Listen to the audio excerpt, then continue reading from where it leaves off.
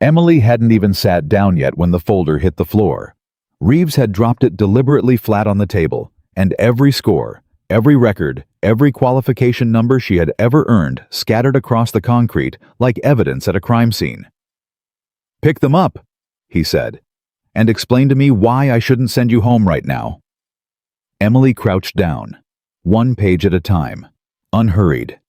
She stacked them neatly, stood, and set them back on the table in front of him. "Because you haven't seen me shoot yet," she said. Reeves stared at her for a long time. Then he sat down, because something in her voice told him she wasn't asking for a chance. She was giving him one. "Subscribe and drop your city below. Let's see how far one woman's story can travel." The briefing room at Naval Air Weapons Station China Lake smelled like burnt coffee gun oil and the particular brand of masculine certainty that collects in spaces where men have never been seriously challenged. 37 of the best long-range shooters in the United States military occupied the folding chairs arranged in 4 rows. Navy SEALs, Army Rangers, Recon Marines. Men who had qualified through processes so brutal that the washout rate hovered around 80%. Men who wore their institutional identity the way some people wear armor, not for protection, but for intimidation. Emily Carter walked in 11 minutes after they did, which was intentional. She set the rifle case on the table at the front of the room before she sat down, and she didn't apologize for the sound it made. The case was old, the kind with latches that had been opened 10,000 times, worn smooth at the corners from decades of careful use. She didn't open it. She just left it there on the table in front of everyone, and folded her hands and waited for the briefing officer to begin. To her left, a SEAL named Torres leaned forward in his chair and studied the case the way a man studies something he can't quite categorize. To her right, the seat was empty. No one had chosen to sit there. That was fine. Emily had stopped needing people to choose her a long time ago. The briefing officer, a compact Navy commander named Reeves, entered from the side door without ceremony. He had the posture of someone who had stood on too many ship decks in high wind, permanently braced, permanently watchful. He dropped a thick folder on the podium and looked out at the room with the expression of a man who had seen extraordinary things and was waiting to see more. "Welcome to the China Lake Precision Engagement Assessment," he said. "You are here because someone with significant institutional authority believes you are exceptional. Over the next 5 days, we are going to find out whether they were right." He paused. "Statistically, some of you will disappoint us. Historically, most of you will not disappoint yourselves. The gap between those two things is exactly what this assessment is designed to measure." He moved on quickly. "Rules, schedules, scoring criteria, safety protocols. The mechanics of a competition designed to identify the finest long-range shooter in the active-duty military." Emily took notes in a small leather-bound notebook with a pen her father had given her the day she shipped out to boot camp. She wrote neatly, methodically, without looking up. 3 rows back, Lieutenant Ryan Mitchell watched her write and felt the first flicker of something he would later misidentify as amusement. Mitchell was 29 years old, SEAL qualified for 4 years, and he possessed the specific brand of confidence that flourishes in environments where it is almost never tested by people who are actually better than you. He had grown up in the kind of house where his father told him he was special before he had done anything to earn it, and the military had in certain unfortunate ways confirmed that assessment. He was good, genuinely good. His qualification scores were among the highest in the room, and he knew it, and everyone in the room knew that he knew it, and that dynamic had arranged itself into a kind of social gravity that the other competitors orbited without fully realizing it. He leaned toward the man beside him, a ranger named Cole, built like a piece of equipment, and spoke under his breath. "You see the rifle case?" Cole glanced at the table. "Vietnam era, M14. Korean War design, Vietnam application." Mitchell's voice carried the careful quietness of someone who wanted to be overheard by exactly the right number of people. "Iron sights. No scope. No scope." Cole absorbed this. "Optics malfunction. I don't think so." Mitchell studied Emily's back with the focused attention of someone solving a puzzle he expected to be simple. "I think that's the plan." Someone 2 seats over a Marine named Garza, compact and dark-eyed and habitually unimpressed, caught the exchange and said nothing. He looked at the rifle case. He looked at the back of Emily's head. Something in his expression shifted almost imperceptibly toward interest. Commander Reeves finished the briefing and opened the floor to questions. 3 men asked procedural questions. 1 asked about wind compensation protocols. Emily raised her hand. Reeves looked at her. "Captain Carter? What's the penalty for equipment modification between stages?" The room shifted. It was the kind of question that revealed you had already thought 3 moves ahead, not about the first day, but about the 4th. Reeves almost smiled. "Points reduction on the modified stage, 2%. Emily nodded and wrote something in her notebook. Mitchell stared at the back of her head and felt the amusement complicate itself into something he didn't examine too carefully. After the briefing broke, the competitors moved to the equipment verification station in the adjacent corridor. Each shooter's weapon was logged, inspected, and cleared. Emily opened her rifle case there in the corridor with people moving around her on both sides, and she did it with the calm precision of someone who has performed a ritual so many times that it has become meditative. The M14 was old. That was the first thing everyone noticed, the way age announces itself honestly, in a room full of things pretending to be newer than they are.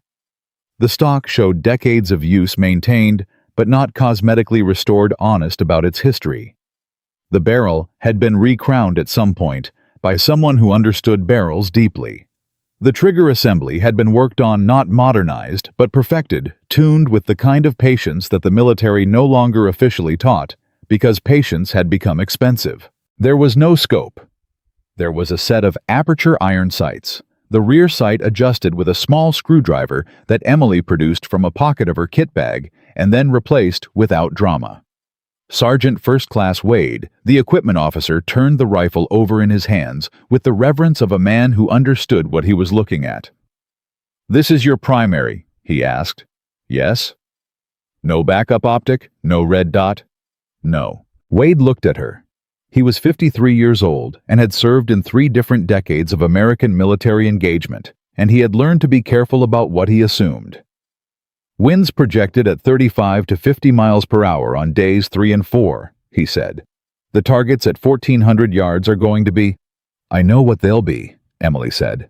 Not dismissive, not impatient, just accurate. Wade logged the rifle. He had a look on his face that a good poker player would have killed to be able to read. Mitchell was 3 stations down watching. He had heard the exchange.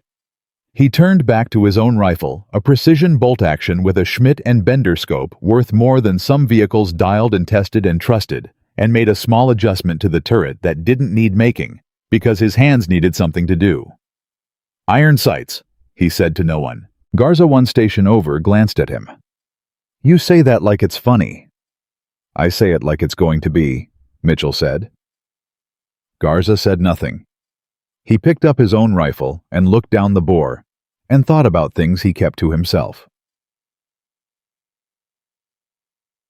The first morning's qualification stage was a diagnostic 5 targets, 200 yards to 600 yards. Calm conditions, standard positions. It was designed to establish baseline scores, separate the competent from the exceptional, and give the assessment cadre a performance map they could use to structure the remaining days.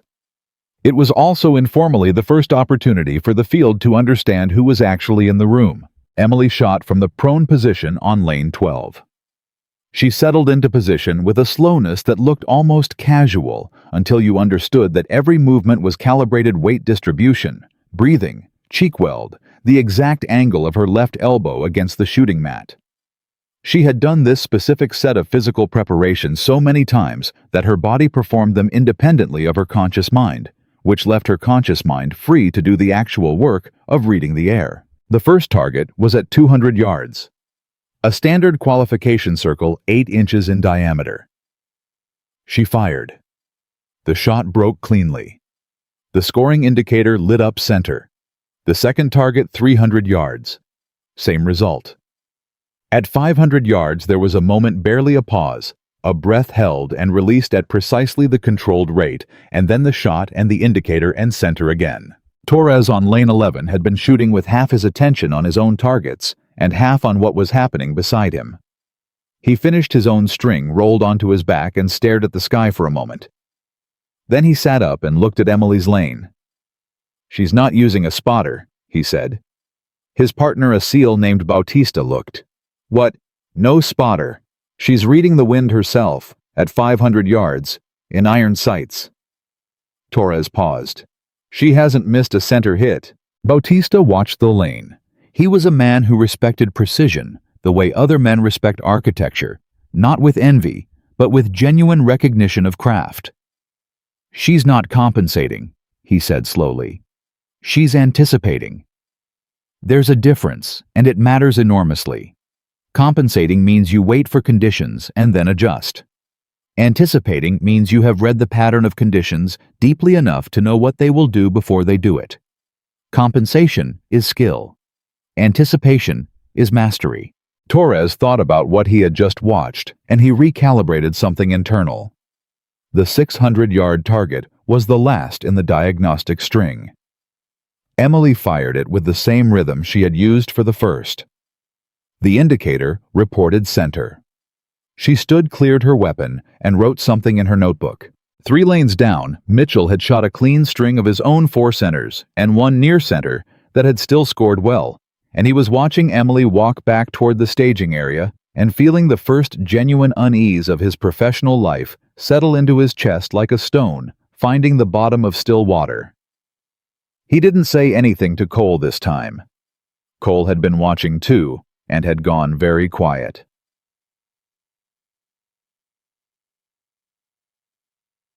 The dining facility that evening operated on the informal social architecture that forms wherever competitive people are temporarily housed together. People clustered by branch, by familiarity, by the unconscious calculus of who had impressed whom that day. Emily took a tray and sat alone at the end of a table near the window, and she ate with the focused efficiency of someone who considered meals to be maintenance, and she read a small paperback that she kept in her left cargo pocket. Garza set his tray down across from her. She looked up. "Garza," he said. "Marine Force Recon." "Carter," she said. "Army." He sat down. He didn't ask for permission, and she didn't require it.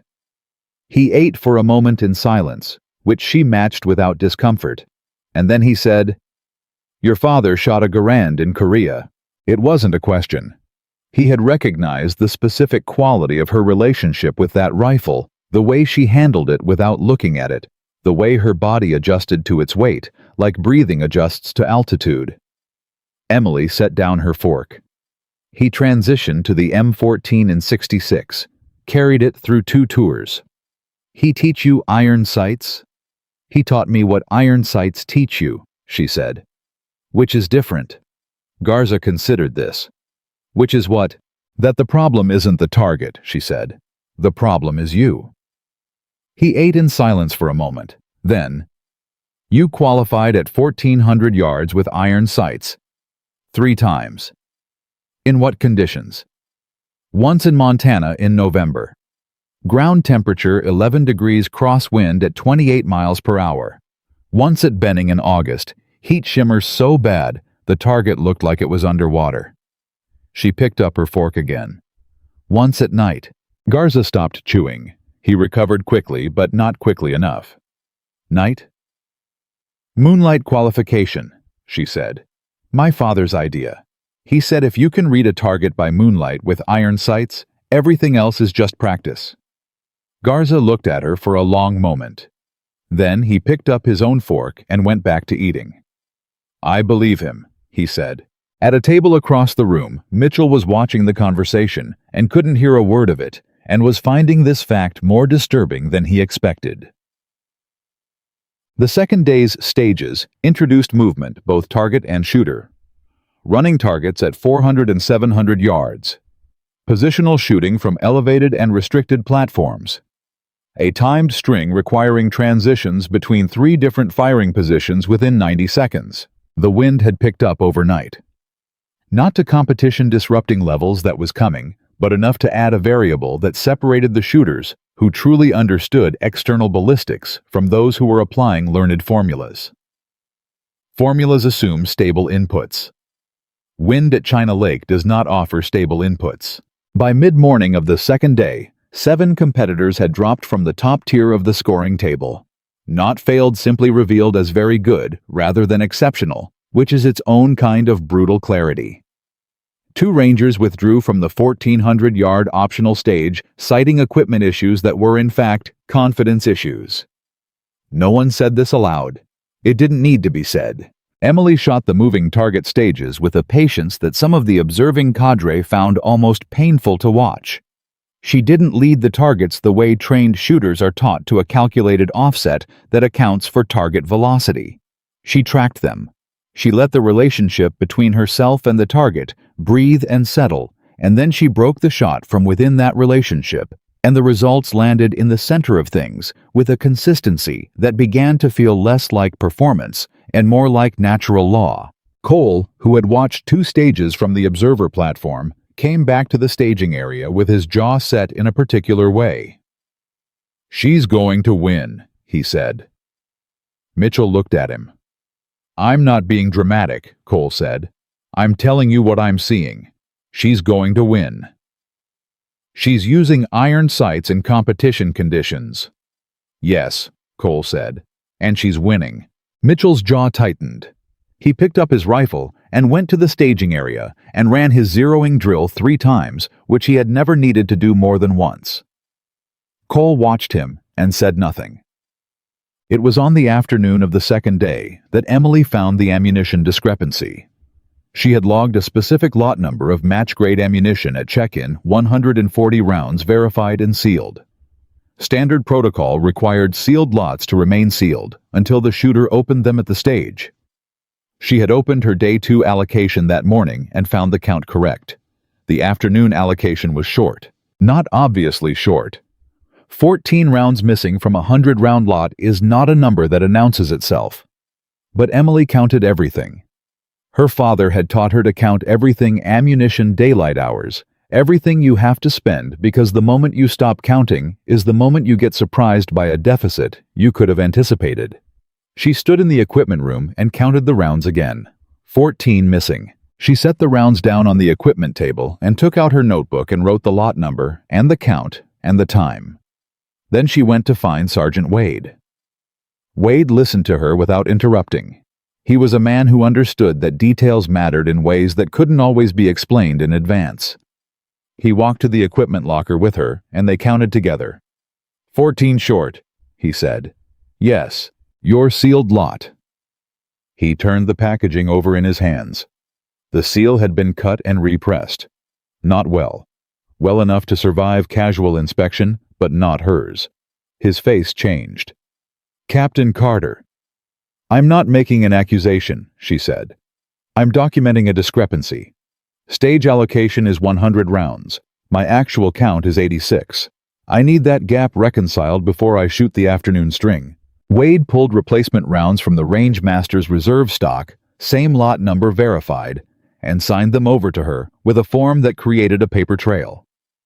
His expression throughout was the controlled neutral of a professional who is very angry about something he doesn't yet fully understand.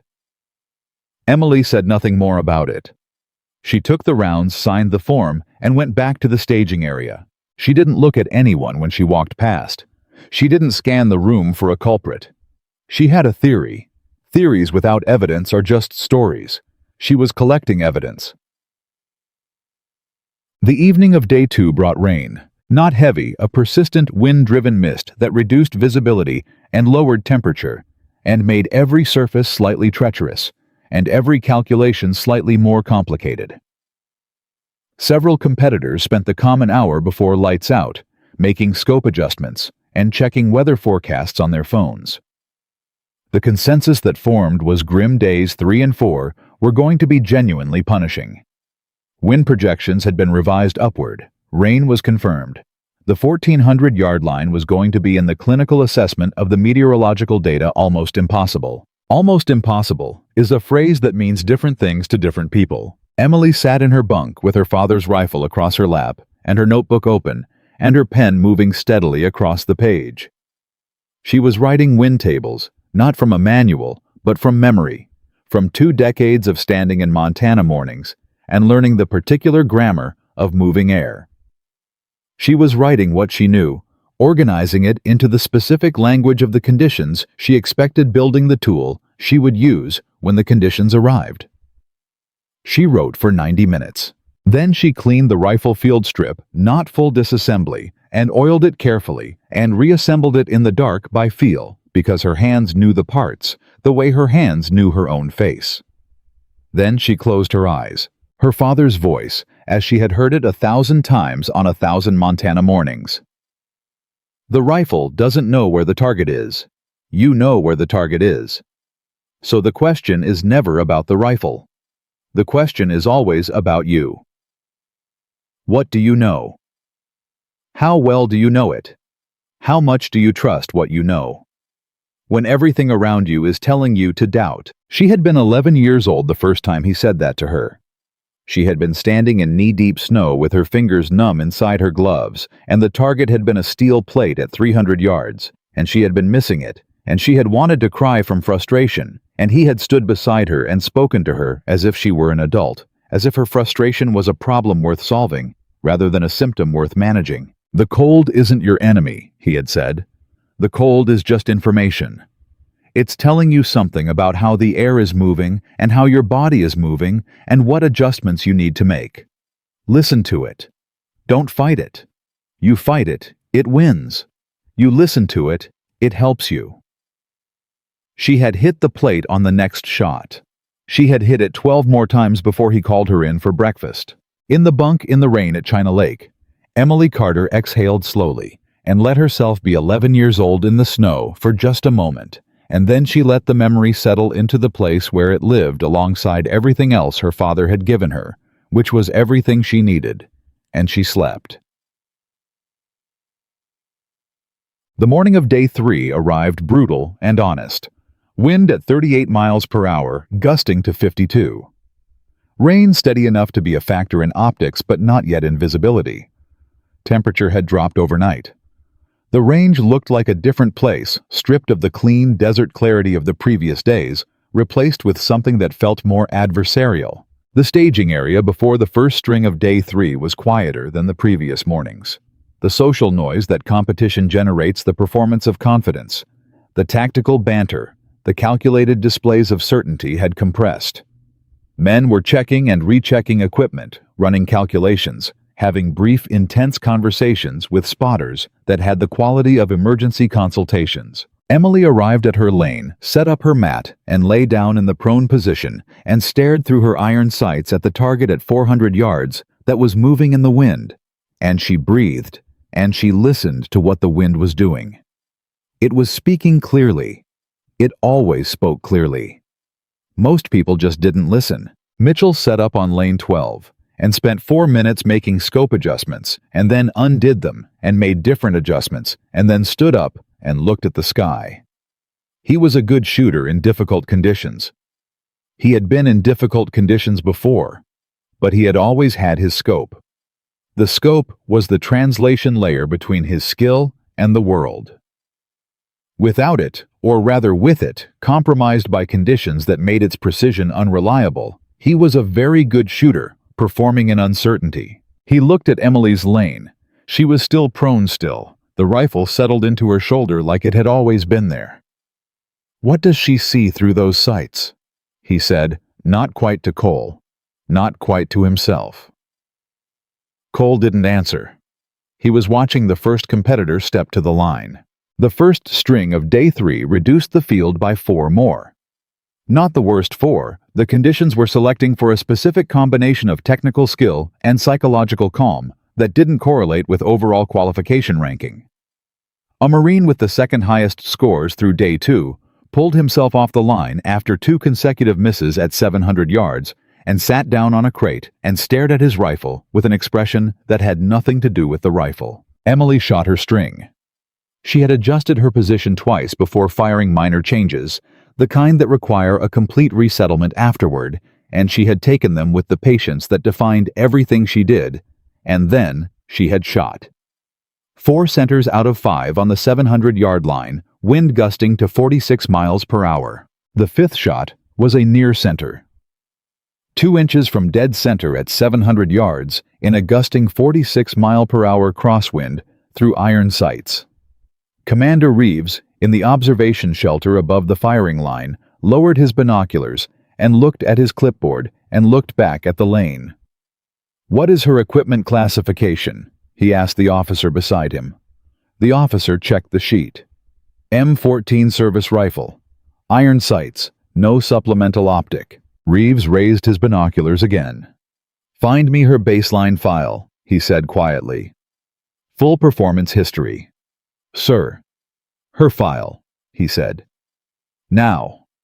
Below on lane 12, Emily cleared her weapon and sat up and wrote in her notebook and felt the wind against her face and thought about day 4 when the distance would reach 1,400 yards and the wind was forecast to increase and everything she had spent 20 years building was going to be required. She was ready. She had been ready for a long time. She was just finally in the right place to show it. The file Commander Reeves requested arrived at 1847 hours 40 minutes after Emily had cleaned her rifle and eaten her dinner and gone back to her bunk to write wind tables by the light of a small flashlight clipped to her notebook cover. Reeves sat in the operations trailer with a cup of coffee that had gone cold an hour ago and read through it twice.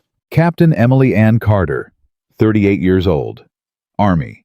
Assigned to the 75th Ranger Regiment as a precision fires advisor, a role that existed in a bureaucratic gray zone between the official doctrine that still restricted women from certain direct action roles and the operational reality that had been quietly ignoring that doctrine for the better part of a decade. Prior to that, 2 deployments to Afghanistan, 1 to Iraq, 1 classified assignment in a location the file declined to specify. Marksmanship qualification scores that stopped being percentile ranked somewhere around the 98th percentile because the tables didn't go higher. And at the bottom of the file added as an administrative notation rather than a formal entry, a single line, Father Master Sergeant Daniel Carter, USA, retired deceased. Silver Star recommendation, pending review. Reeves read that line 3 times. He set the file down and picked up his cold coffee and drank it anyway and looked at the rain hitting the trailer window. "Who flagged her entry?" he asked Lieutenant Commander Vasquez, his operations officer. Vasquez turned from his laptop. "Sir." "Who nominated her for this assessment?" "She's Army. This is a joint selection process, but Army nominations go through a different pipeline. Who flagged her specifically?" Vasquez pulled up the nomination records. He scrolled for a moment. His expression shifted. "It's General Patricia Wade, sir. Army Marksmanship Unit Oversight Board." "Wade." Reeves set down his coffee. "How long has that nomination been in the system?" "Submitted 14 months ago." Reeves absorbed this. 14 months was a long time for a nomination to sit. It suggested resistance somewhere in the administrative chain, not outright rejection, which would have generated a record, but the particular kind of institutional friction that happens when someone with authority wants a thing to happen, and someone with procedural control wants to slow it down without leaving fingerprints. He picked up the file again. He looked at the qualification scores one more time. Then he closed it and stood up. "Get me the Rangemaster," he said, "and pull the equipment log for lanes 8 through 15, day 2 afternoon allocation." Vasquez paused. "Sir, is there a discrepancy issue?" "Get me the log," Reeves said. "Nasap Moad." Emily didn't know about any of this. She was writing wind tables and listening to the rain and thinking about her father, which she did every night before a significant day. Not from grief. The grief had done its work years ago and left behind something cleaner. But from the particular kind of communion that happens when the person who made you into what you are is no longer present to see it. Daniel Carter had been dead for 6 years. Heart attack sudden and complete on a Tuesday morning in March on the back porch of the house in Montana, where he had spent his retirement teaching Emily everything the military had never formally organized into a curriculum. She had been in Afghanistan when it happened. She had gotten the call through the Red Cross notification system, which is the military's way of delivering the worst news in the most procedurally correct manner possible. She had sat with the phone for 11 minutes, not crying.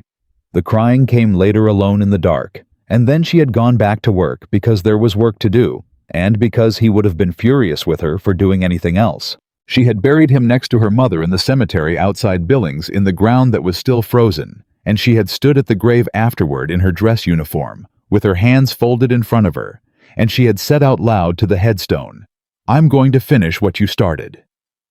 She hadn't known exactly what that meant yet.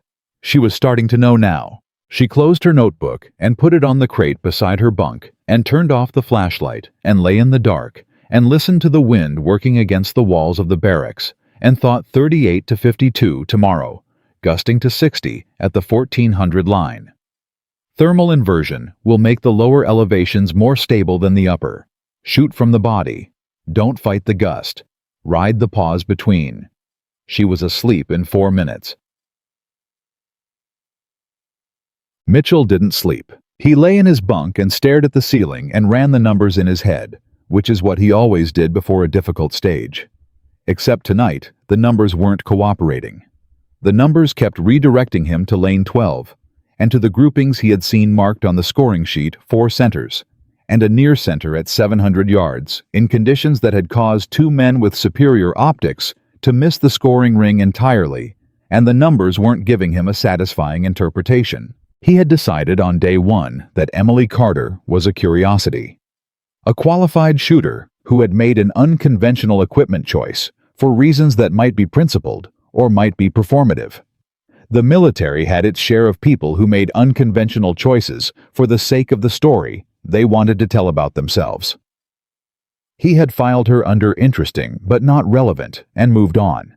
Day 2 had moved her out of that file. He sat up in the dark and put his feet on the floor and breathed through his nose and tried to organize his thoughts with the same discipline he applied to everything else. She was good, genuinely structurally good. Not good in a surprising way, but good in the way that reveals itself to be foundational when you watch it long enough. She wasn't performing. She wasn't managing impressions. She was just shooting with a calm that had the quality of something that had been there for so long it had become structural, like load-bearing walls, and the iron sights. He kept coming back to the iron sights. There was a theory he had encountered once in a marksmanship manual. Not an official manual. One of the informal texts that serious shooters pass between themselves that argued the optimal long-range shooter was not the one with the best equipment, but the one with the deepest internalization of the fundamental variables. Optics. The argument went were a crutch, an excellent crutch, a crutch that extended human capability by a significant and meaningful margin, but a crutch nonetheless because they placed a layer of technology between the shooter and the shot. Remove the optic, and you had to know the variables in your body. You had to have internalized wind distance angle breathing heartbeat, all of it to a degree that no scope could substitute for. The manual had used the phrase embodied ballistics. He had thought it was poetry at the time. Evocative, but impractical. He was reconsidering that assessment. He didn't sleep until well after midnight. Cole found Mitchell at breakfast and sat across from him and looked at his face and said, "You figured it out." Mitchell looked up. "Figured what out?" "Whatever you've been working on since yesterday afternoon." Cole poured himself coffee. "I've seen that face. It means you've updated your model, and you don't like what the update says." Mitchell was quiet for a moment. Around them, the dining facility had the charged, slightly subdued atmosphere of a competition. In its middle phase, the early bravado had metabolized. The real stakes had clarified, and people were eating with the focused efficiency of those who understood that today was going to cost them something. "I think she's the best shooter here," Mitchell said. Cole didn't flinch, which told Mitchell that Cole had reached the same conclusion independently. Equipment adjusted or straightened straight. Mitchell drank his coffee. "I think she's better than me. I think she might be better than anyone here." Cole absorbed this. "So what do you do with that?" "I don't know yet." Mitchell looked across the room at Emily, who was eating alone again, not socially isolated exactly, but contained, operating in her own radius in a way that seemed to be about focus rather than loneliness. I was wrong about her. I said things I should not have said. Yes, Cole said simply. I didn't know. That's usually how it works when you're wrong. Cole set down his coffee. The not knowing is generally part of the problem. Mitchell looked at him. Cole looked back with the particular expression of a friend who has decided honesty is more useful than comfort and is prepared to stand behind that decision. She heard me, Mitchell said. Day 1, in the briefing room. I know. She didn't react. No, Cole said. She didn't. He picked up his fork. You should think about what that means. Sound. The morning of Day 3's second session added the 700-yard moving target string to the still wet air and the gusting wind, and the combination was enough to shake loose 3 more competitors from the upper tier. One SEAL, qualified, decorated, technically sound, broke on the 4th shot of the string, not a miss exactly, but a grouping that spread in a way that told the story of a mind interrupted by conditions it couldn't override with skill alone. He stepped back from the line and cleared his weapon and sat down on a sandbag and looked at the target for a long moment. Then he looked at Emily's lane. She was on her 5th shot. Center. Again. He watched her cycle the bolt, smooth, unhurried, the same rhythm she had used on every shot she had fired in 2 days, and settle back into position and read the wind and fire. Center. He looked away. Garza, finishing his own string 2 lanes over, had shot well. 4 centers, 1 near, and he tracked the scoring sheet after he cleared his weapon and found Emily's column and ran the numbers, and then stopped and ran them again. She was leading. Not by a narrow margin. By a margin that in a field this qualified shouldn't have been possible. He walked over to Torres, who had been watching from the observer position for the last string. You've seen her whole morning. Torres nodded. What's she doing differently? Garza asked. Torres thought about it. Nothing, he said. That's the thing. She's not doing anything special. She's just not doing anything wrong. Not a single thing wrong in conditions that are making everyone else do at least one thing wrong. He paused. You know what that is? That's not talent. That's 2 decades of work. Garza nodded slowly. He had suspected this. He appreciated having it confirmed. She's going to win, he said. Yeah, Torres said. I know. The equipment room incident happened at 13:40 hours. Emily had returned her morning allocation casings for the brass log standard protocol, every round accounted for, and she was pulling her afternoon allocation from the verified locker when she noticed the seal on the secondary lot had been cut. Again, same method, same repress. Slightly better execution this time. Someone had learned from the first attempt, but not good enough. She stood in the equipment room and counted the rounds and came up short by 9. She set them down and looked at the ceiling for a moment. Not from anger. The anger was present, but it was the quiet, cold kind that sharpens rather than clouds. She was thinking.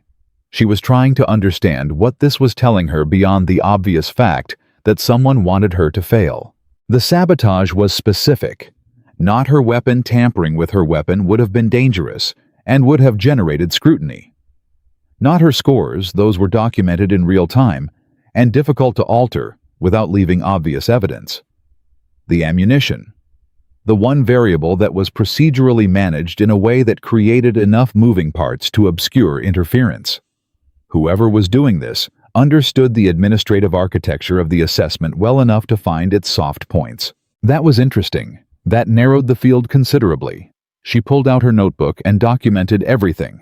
Time, lot number, count, condition of the seal, with the methodical precision of someone building a case rather than filing a complaint. Then she went to find Sergeant Wade again. Wade saw her face when she came through the door, and he didn't wait for her to speak. He came around the desk and walked with her back to the equipment room and counted the rounds himself and said a word under his breath that he then apologized for. Third incident, Emily said. Second documented. He was already filling out the form. What do you want me to do with this, Captain?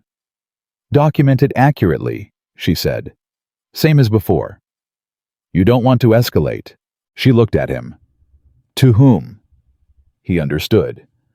Escalating required knowing who to escalate to and escalating to the wrong person if the wrong person was involved in the problem complicated things considerably. I can go to Commander Reeves directly, he said. He already requested my file last night, Emily said. Wade stopped filling out the form. How did you know that?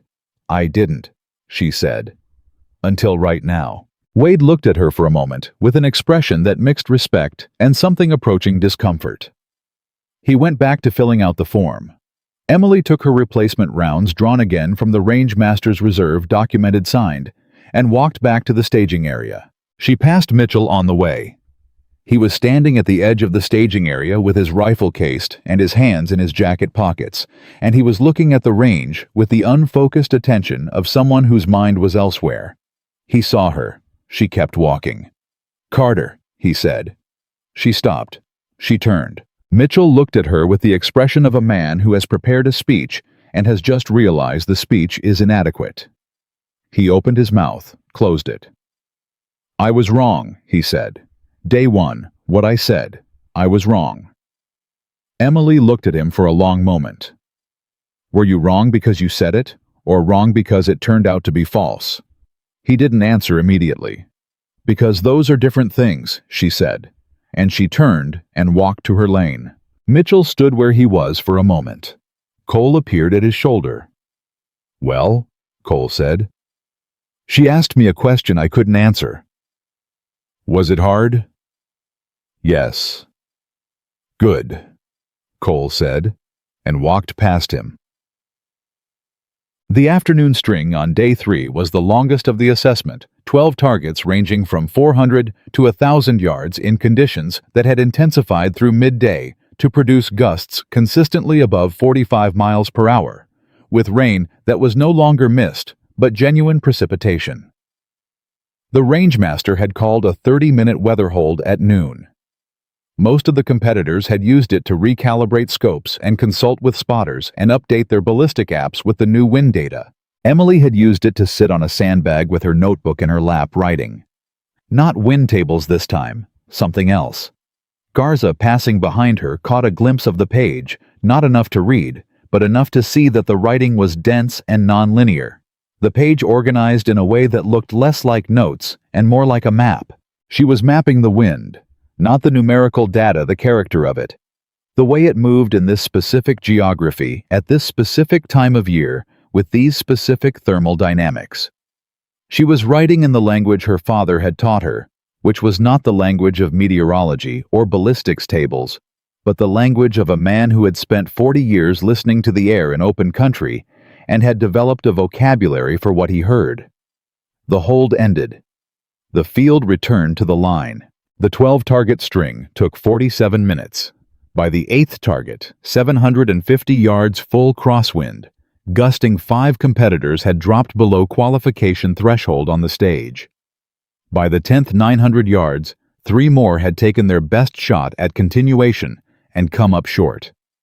By the 12th, a full 1,000 yards wind cresting 50 miles per hour in the final gusts, the field had compressed to 9 shooters who were genuinely contending. Emily was first among them, not by 1 or 2 points, by a margin that Sergeant Wade, tabulating the raw scores in the range office, entered into the spreadsheet twice because the first entry looked like a data error. Reeves arrived in the range office at 17:15 hours. He looked at Wade's screen for a long time without speaking. Then, that's accurate. Verified twice, sir. Reeves looked at these scores. He looked at the equipment classification column. He looked at Emily's entry, M14 service rifle, iron sights, no supplemental optic. Who's her closest competitor? He asked. Lieutenant Mitchell, sir, SEAL Team 3. Wade pulled up the details. 17 points behind. Sergeant Garza, USMC 23 behind. 17 points. In this field with these conditions, 17 points was an enormous gap. It was not a gap that closed easily on a final day.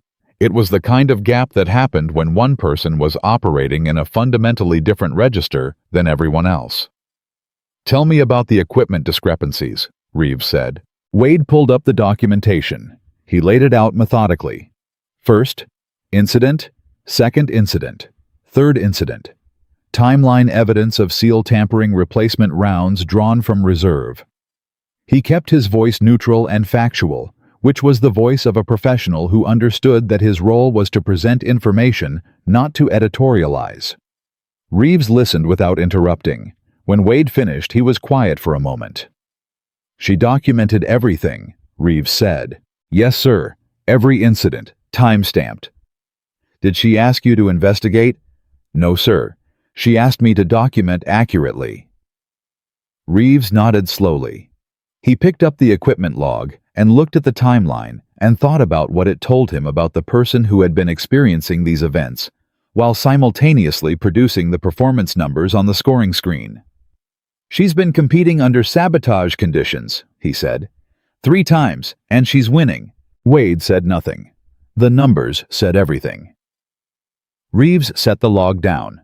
He put his hands flat on the desk and looked at the scoring spreadsheet for a long moment, and something in his face shifted, not dramatically, not in the way of a man having a revelation, but in the way of a man having a confirmation. Something he had suspected was being proven true, and the proving of it was neither simple nor comfortable. Who has access to the equipment locker during the afternoon allocation window? He asked. Wade looked at his access log. He scrolled. His jaw tightened. He turned the screen toward Reeves. Reeves read the access log. He read it again. He set the screen back. Don't share this with anyone, he said. Not yet. Sir. Wade hesitated. Does Captain Carter know? Not yet, Reeves said. But she will. He left the range office and stood outside in the diminishing rain and looked at the range where Emily had spent the day doing what she had spent 20 years preparing to do. And he thought about the silver star notation at the bottom of her file. And he thought about the 14 months her nomination had spent in administrative suspension. And he thought about the access log. And he thought about the specific kind of institutional cowardice that expresses itself through procedural obstruction rather than direct confrontation, because direct confrontation can be answered and procedural obstruction is designed to be survived, not solved. He thought about all of this for a long time. Then he went back inside and started making calls. Emily ate dinner alone again that evening, not because she wanted to be alone, but because she was thinking about the access log discrepancy she had observed in the equipment room that afternoon. Not the missing rounds, those were documented. Something else. The locker terminal had logged a card swipe at 13:18 hours that was 11 minutes before the afternoon allocation window officially opened. Card swipes were not anonymous, they were tied to individual access credentials. Someone had accessed the locker before they were supposed to under their own credentials, which meant either they were very confident or very careless. She didn't know which yet. Both were interesting. Garza set his tray down across from her for the second time. She looked up. You're making this a habit. Good habits are underrated, he said, sitting. He ate for a moment. You're leading by 17. I know. Day 4 is 1,400 yards. I know. Winds forecast at 60 on the upper range, he said. 60 plus. I know. She looked at him. Why are you telling me things I know? Garza met her eyes. He had a direct, unadorned quality that she had come to respect. He said what he meant without ornamentation, which was rare in rooms full of people competing for an identity as much as a score. Because I want to hear what you say back, he said. She thought about that. My father used to say that the worst thing wind can do to a shot is make you afraid of it, she said. Because the minute you're afraid of the wind, you start fighting it instead of working with it. And you can't win a fight with the wind. You can only learn to move inside it. Garza was quiet for a moment. What's the longest shot you've ever made in conditions like tomorrow? Longer than 1,400, she said. And she went back to eating. Garza ate in silence for a moment. Then quietly, almost to himself, God help the rest of us. Across the room, Mitchell watched the two of them talk and felt something shift in his chest that he hadn't felt in a long time. Not envy exactly, and not admiration exactly, but the specific and uncomfortable recognition that he had been wrong about something important at a structural level, not just a factual one, and that the correction was going to require more than acknowledging a scoring deficit. He had dismissed her because of what she looked like walking into a room. He had been wrong. And he had been wrong in the way that costs more than a competition. He picked up his tray and stood up and walked across the dining facility and stopped at the end of the table where Emily and Garza were sitting. They both looked up. "I asked you a question today that I didn't answer," he said to Emily. "You asked me if I was wrong because I said it or wrong because it turned out to be false." She waited. "Both," he said. "I was wrong both ways. That's the true answer." He stood with his tray. He didn't wait for her response. He walked to the dish return and set down his tray and went back to his bunk. Garza watched him go. He said. Emily looked at her food. She had heard the sincerity in it. Not performance, not strategic recalibration, but the actual sound of a person landing in an honest place. She had heard that sound before. It was rare enough to be worth noticing. "Day 4, she said, and finished her dinner. The rain had stopped. Somewhere above the desert, the clouds were moving. In the morning, the wind would come in earnest. Everything that could be prepared had been prepared. Everything that remained was the doing. And Emily Carter had been building toward the doing for 20 years. She was on the line before anyone else, not by a few minutes. By 47 minutes, which was the amount of time Emily had calculated she needed to do what she called listening, a process that looked from the outside like a woman lying still on a shooting mat, with her eyes open and her rifle in her hands, and nothing happening. But things were happening. She was reading the wind, the way her father had taught her to read it, not with instruments, but with skin and breath, and the particular quality of attention that takes years to develop and cannot be faked or accelerated. The wind at China Lake on the morning of day 4 had a voice, and it was saying things she needed to understand before the first shot was fired. The forecast had been 60 miles per hour. The reality was 63, with gusts touching 70 on the upper range, where the 1,400-yard line sat exposed and unforgiving at the far end of the course. The rain had stopped overnight, but the air still held moisture, which changed how the bullet would travel, not dramatically, but enough. Everything mattered at 1,400 yards. At that distance, a change in air density of 2% was the difference between center and miss. A heartbeat at the wrong moment was the difference between first and last. Everything mattered, and Emily was here 47 minutes early because she needed everything to matter less than it did for everyone else. The other competitors arrived in clusters between 0630 and 0700. They came with the focused, slightly compressed energy of men who had slept badly and eaten quickly, and were trying to organize a great deal of information into something manageable. Spotters spread data cards. Ballistic apps were updated. Wind meters were checked against each other for calibration. The staging area had the quality of a surgical pre-op room controlled purposeful frightened in a way that no one was admitting. Torres arrived and saw Emily on her mat and stopped. He had seen her early on the line before, but not this early. He walked to Garza, who was setting up 2 lanes over. "How long has she been there?" Garza checked his watch. "I drove past the range building at 0540 on the way to the latrine. She was already on the mat." Torres absorbed this. "That's almost 2 hours." "I know." "What is she doing?" "Listening," Garza said, and left it at that. Mitchell arrived at 0655, which was earlier than he had come any previous morning. He saw Emily on the mat, and he saw the stillness she occupied, and he set down his case and said nothing. He began his setup with a quietness that Cole noticed immediately. "You're not running your mouth," Cole said. "No." "That's different." "Yes," Mitchell said. He opened his scope case and began checking his turret settings. His hands were steady. He had good hands, always had, but his mind was doing something different than it usually did before a stage. Usually it was running calculations, building the tactical model, projecting scenarios. Today it was doing something closer to listening. Not the same thing Emily was doing, but adjacent to it. An attempt in that direction. Cole watched him work. "You talked to her last night." "Yes?" How'd that go? She didn't say much. Mitchell made a small turret adjustment. That was the answer. Cole looked at lane 12 where Emily lay motionless on her mat rifle in position and thought about what kind of person shows up 2 hours early to listen to the wind. We're not going to beat her today, he said, not a question. No, Mitchell said. We're not. He looked up from his scope. But I'm going to shoot my best. Because she deserves that. She deserves a real competition, not a field that's already given up. Cole looked at him for a moment. Something had changed in Mitchell overnight.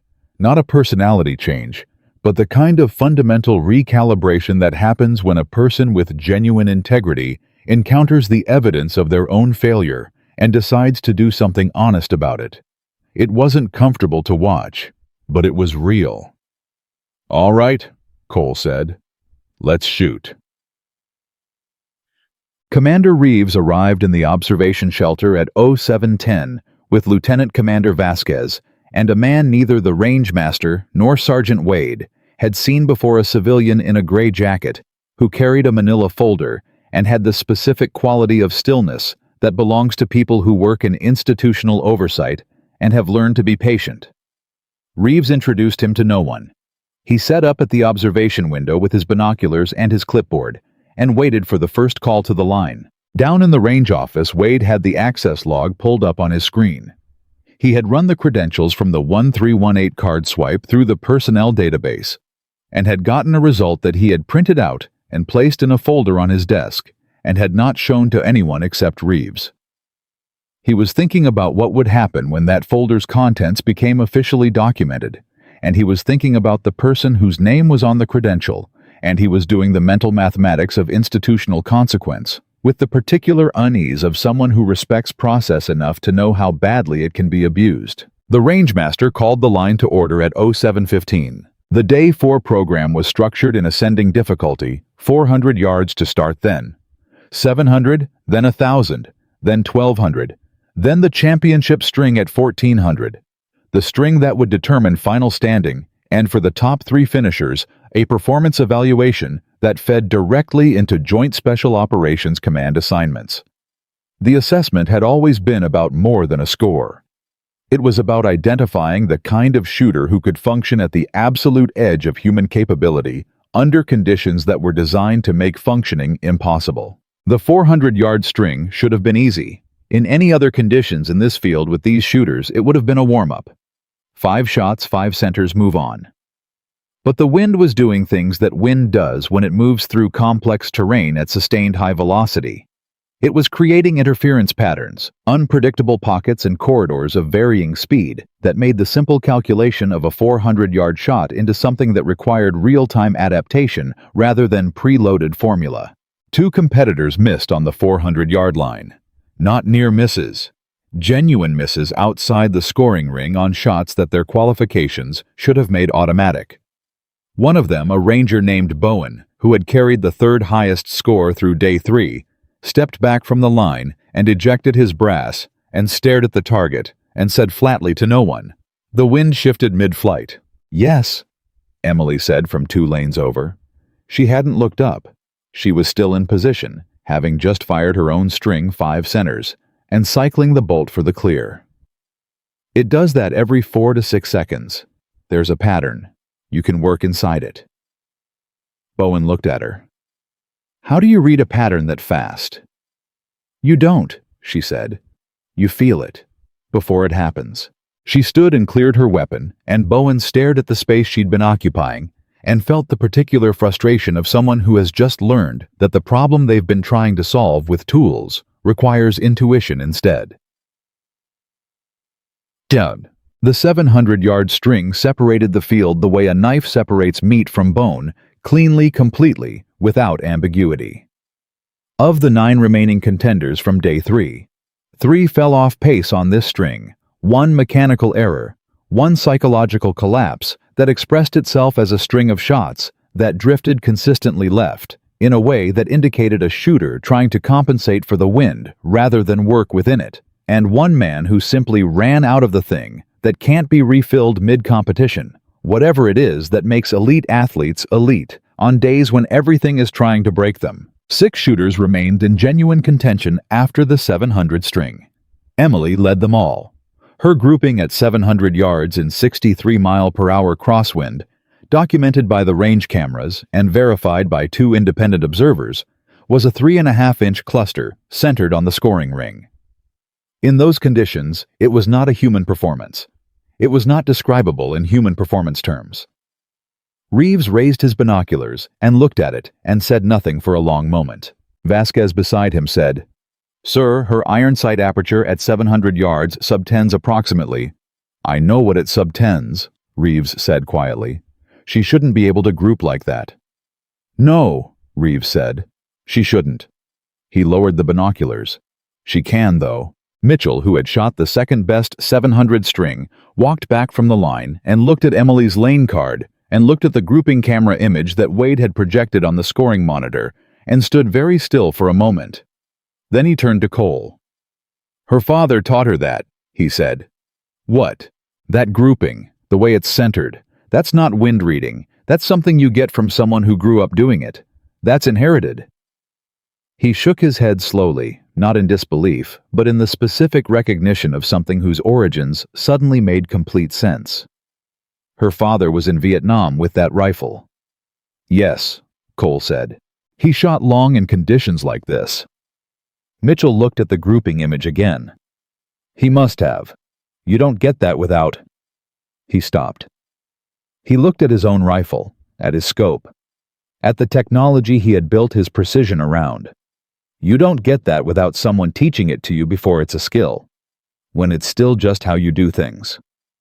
He said this with a quality that wasn't quite grief, and wasn't quite envy, and wasn't quite awe, but contained elements of all three. Chapter. The 1,000-yard string was when the day broke open. The wind had been building in increments, not smoothly, the way weather does when it's polite, but in the lurching, aggressive way of conditions that are past their threshold and beginning to express it. The gusts were touching 72 on the upper range. The rangemaster had called a safety check between strings and had walked the line personally and had looked at the flags and the targets and the faces of the shooters and had made a decision about continuation that required 3 phone calls to Reeves, 2 of which Reeves answered from the observation window without lowering his binoculars. The competition continued. The 1,000-yard line was where 2 things happened nearly simultaneously, and the near simultaneity of them would be discussed in the range office and the staging area and the observation shelter for the rest of the day in a way that had the quality of testimony, people who had been present recounting what they had seen in the careful language of witnesses rather than the expansive language of storytellers. First, a SEAL named Henriksen, who had held 4th place through day 3 and had shot beautifully in every previous string, established his position at the 1,000-yard line and loaded and pressed his cheek to the stock and looked through his scope and pulled the trigger, and the rifle did not fire. He cycled the bolt. A round ejected unfired. He examined it. The primer had been struck. The round hadn't discharged. A squib, or a bad primer, in a verified sealed lot. He loaded another round. Same result. He stepped back from the line with his weapon safe and his face the color of old concrete, and he said to the safety officer, "My ammunition is compromised." The safety officer stopped the string. In the immediate silence that followed, the kind of silence that competition generates when something goes wrong enough to break the collective focus, Sergeant Wade appeared at the line with a speed that suggested he had been positioned nearby in anticipation of exactly this. He examined Henriksen's rounds. He examined the lot packaging. He looked at the seal. He looked up and found Reeves in the observation shelter window. He gave a signal. A small, precise gesture that meant, "This is the 3rd instance, and I have the confirmation you needed." Reeves lowered his binoculars and turned to the civilian in the gray jacket who had been standing quietly at his shoulder for the past 2 hours. "Colonel Ferris," he said, "I think we're ready." Ferris opened his manila folder without expression. He had been in military oversight for 22 years, and his face had long ago achieved the discipline of pure neutrality. "I'll need the access logs and the lot documentation." "Wade has them." "And the nomination file." "I have it." Reeves produced the folder he had carried from the operations trailer. He handed it to Ferris. 14 months, he said. That's how long it sat. Ferris looked at the folder. He looked at the date on the nomination submission. His neutral expression did not change, but something behind it did. I see, he said. Do you need anything else from me? Not yet. Ferris looked at the range where the safety officer was working through the string interruption protocol, and the remaining competitors were standing at ease with their weapons clear. His eyes found Emily on lane 12, standing relaxed rifle at her side, waiting for the hold to clear with the same patient stillness she had brought to everything for 4 days. She doesn't know, he said. She knows something is happening, Reeves said. She's been documenting it herself. Every incident. Ferris looked at him. She documented the interference attempts. Independently. Contemporaneously. Time-stamped in a personal notebook. Reeves paused. She didn't ask anyone for help. She just documented and kept shooting. Ferris was quiet for a moment. Then, her father was the same way, he said. When his unit was ambushed and command denied the air support request, he didn't protest. He solved the problem and filed the report afterward.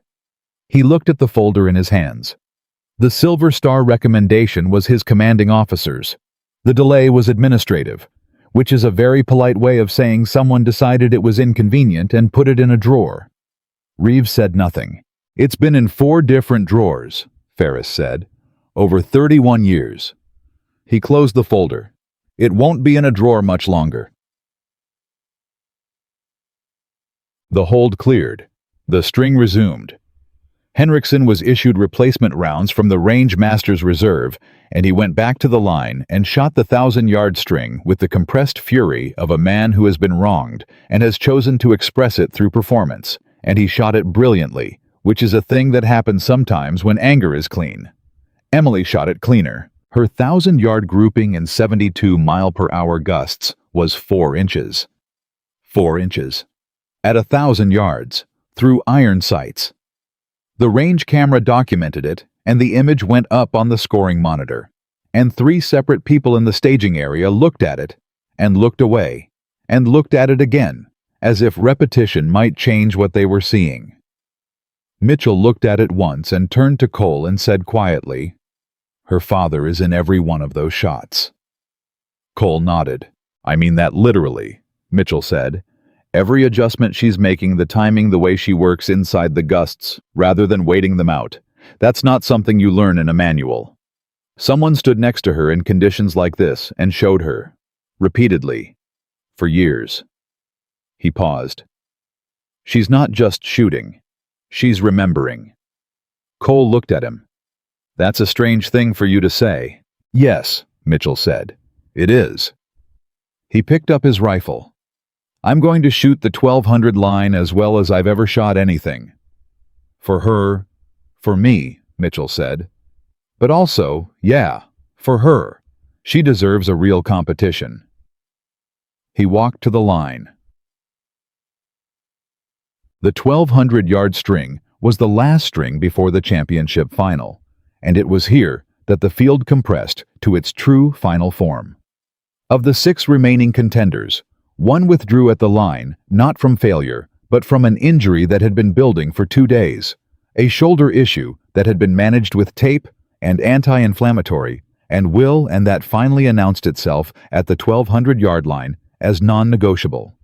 He stepped back, cleared his weapon, and told the safety officer he was done, in a voice that was steady, because he had decided it would be steady, and he walked off the line with his head up. Garza, passing him, put a hand briefly on his shoulder and said nothing. 5 remained. Emily, Mitchell, Garza, Torres. Henriksen, who was still running on the compressed fuel of what had been done to his ammunition. The 1,200-yard string was 5 shots.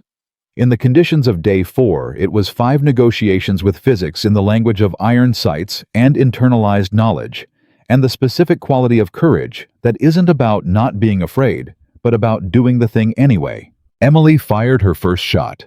Center. The range camera showed the hit, and the observation shelter went quiet. Her second shot. Center. Same grouping arc, same rhythm, same unhurried certainty.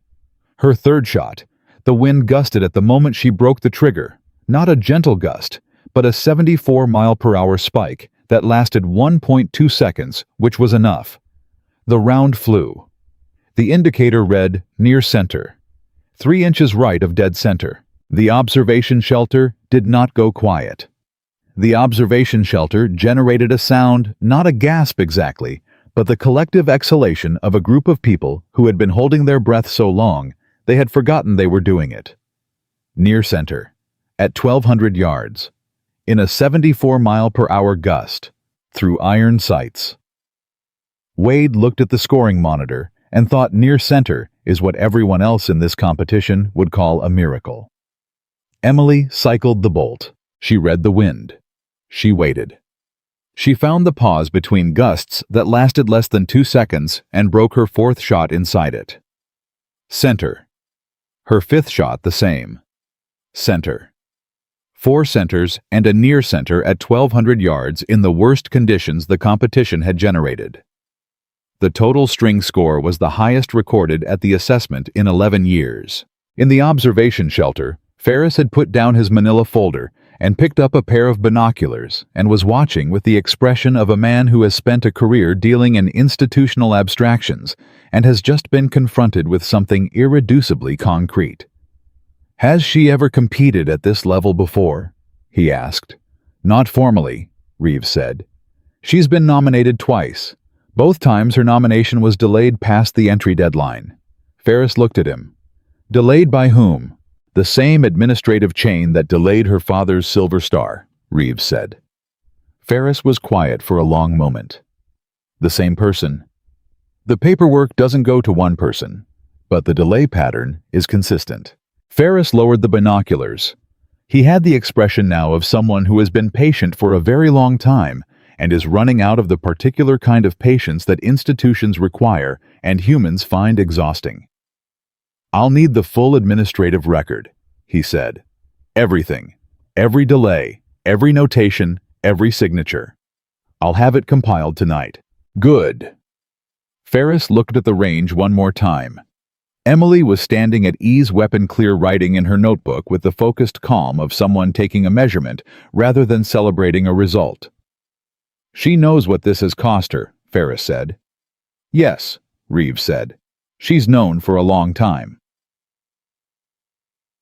The briefing for the championship string happened in the staging area at 15:45 hours, conducted by the rangemaster with the clipped efficiency of a man delivering information that everyone present already understood. 1,400 yards. 5 shots. The final determination. Wind at projected 65 miles per hour, potentially higher. No scope restrictions. Standard safety protocols. The rangemaster paused after reading the conditions aloud. "Any withdrawals before I close the entry?" he said. No one spoke. The rangemaster nodded. "Line opens at 16:30. The staging area held its silence for a moment after he left. 5 shooters, 5 rifles, the wind outside, and somewhere at 1,400 yards, targets that looked at that distance like coins in tall grass. Torres looked at Emily. "You've shot 1,400 in these conditions." "Yes," she said.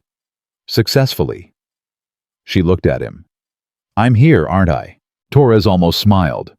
Garza made a sound that was not quite a laugh, but in that vicinity. Mitchell said nothing.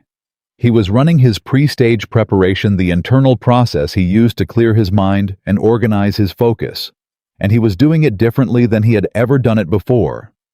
Usually it centered on the technical, the ballistic model, the turret setting, the expected point of impact.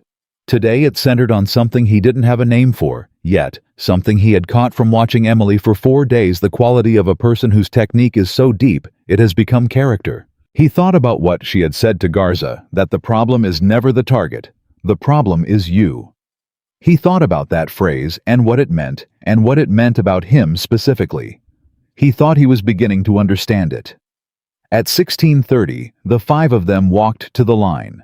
The wind was at 67 miles per hour.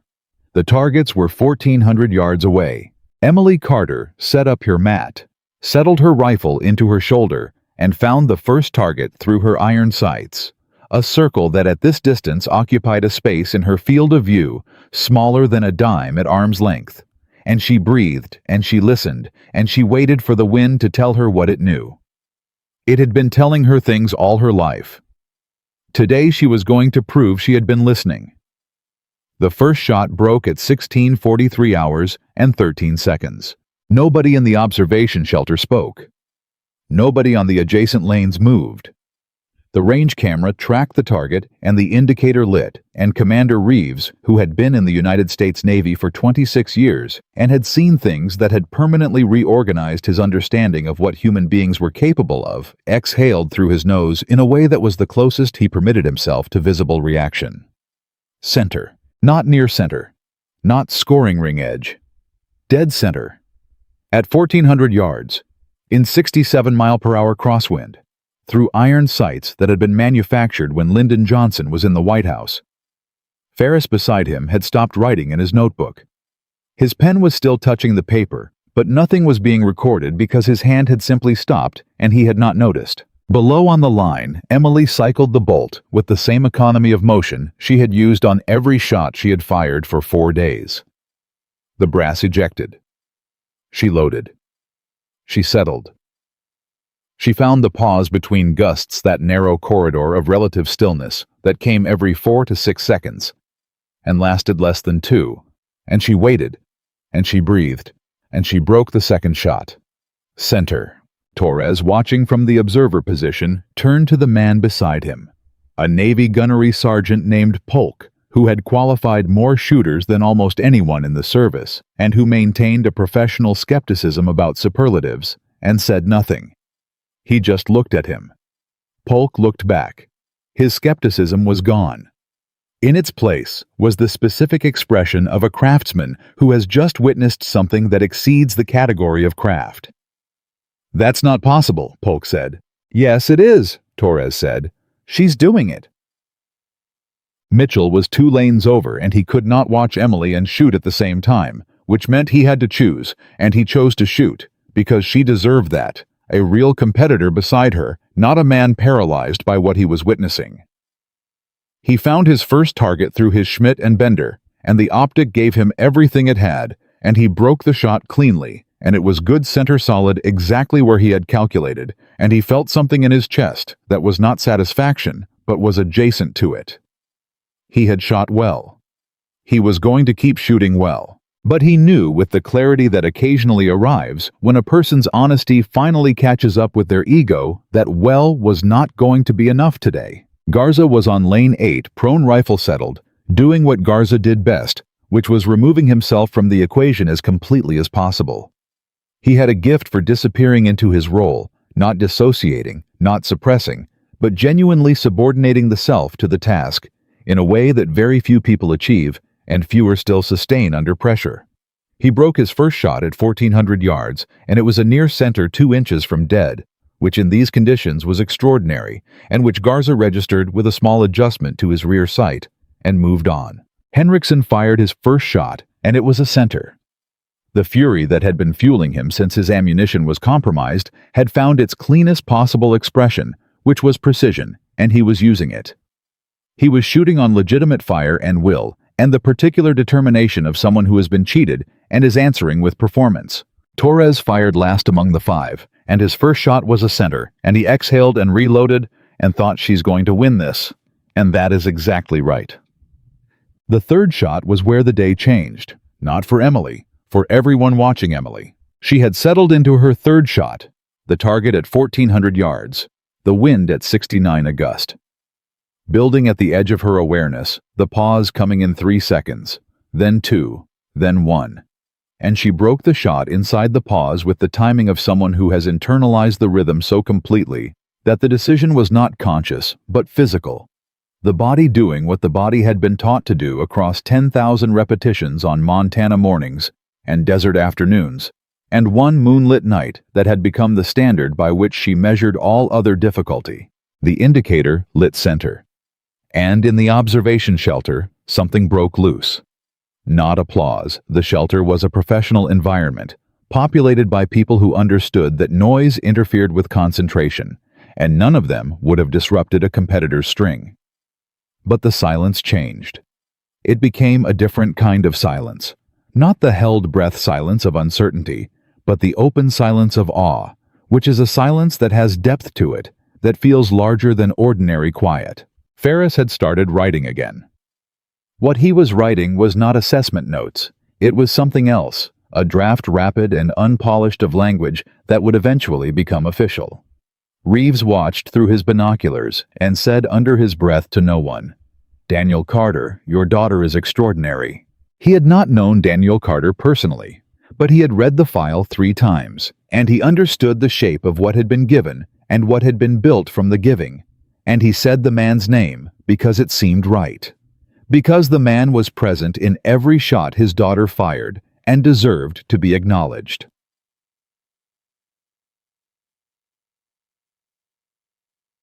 The 4th shot was the one Mitchell would remember for the rest of his career. He had fired his own 4th shot center, clean his scope doing what his scope was built to do, and he had cycled and cleared, and was in the brief mechanical pause between shots when he heard the range go completely silent in a way that was different from the silence of concentration. He turned his head. Emily was in position for her 4th shot. The wind had shifted. Not a gust, a sustained shift. The kind that doesn't announce itself and doesn't apologize. The kind that requires a complete recalculation of every variable because the conditions you prepared for have been replaced by conditions you didn't. A sustained crosswind shift of this magnitude at 1,400 yards was the scenario that the assessment designers had considered the absolute limit of iron sight shooting. Beyond that limit, the mathematical probability of a center hit approached the improbable. Mitchell watched her. She didn't move. She didn't sit up and reassess and recalculate. She remained in position, and she was still, and she was reading the new information, the way she read all information with patience and without panic, and something was happening in her that wasn't visible from outside, but that Mitchell somehow understood, because he had been watching her for 4 days, and had learned to read the quality of her stillness, the way you learn to read a particular stretch of water once you've studied it long enough. She was listening to the shift. She was finding it, not fighting it, not overriding it, but locating herself inside it, the way you locate yourself inside a room when the lights go out, by feel, by memory, by the knowledge of where things are. 7 seconds passed. 8, 9. She fired. The indicator lit. Center. Mitchell heard Henriksen on the other side of him make a sound that was neither a word nor an exclamation, but was the involuntary vocalization of someone whose grip on professional composure has just slipped. She read the shift, Mitchell said. To Cole, to himself, to the air. She read a sustained wind shift at 1,400 yards through iron sights, and she put it in the center. Yes, Cole said. His voice was perfectly flat because there was nothing to add. That's not that shouldn't be. Mitchell stopped. He put his cheek back to his stock. He had 1 shot remaining. He was going to make it count. Her father taught her that, he said, and broke his final shot. The 5th shot. This is the one the range officers documented in language that was precise, because precision was all they had available, the language of measurement and record, because the language of experience was inadequate. The indicator, the camera, the score sheet. These were the instruments that would carry what happened to the people who hadn't been there, and they were insufficient, but they were what existed. Emily had 1 shot remaining. She had 4 centers in 4 shots at 1,400 yards in sustained crosswind that had shifted mid-string. Her score at this point was the highest recorded in the history of the assessment. The rangemaster who had been presiding over this competition for 9 years and had never broken professional neutrality during an active string was holding his clipboard in both hands and doing nothing with it. She loaded the 5th round. She breathed. In and out. The specific rhythm, not the combat breath control she had been taught in training, but the Montana rhythm, the one her father had shown her on the first morning she had ever fired a rifle when she was 8 years old, and small enough that the rifle was almost as tall as she was, and he had knelt beside her in the snow and said, "Breathe like you're going to sleep. Slow and all the way out." She breathed like she was going to sleep. The wind was at 71 miles per hour.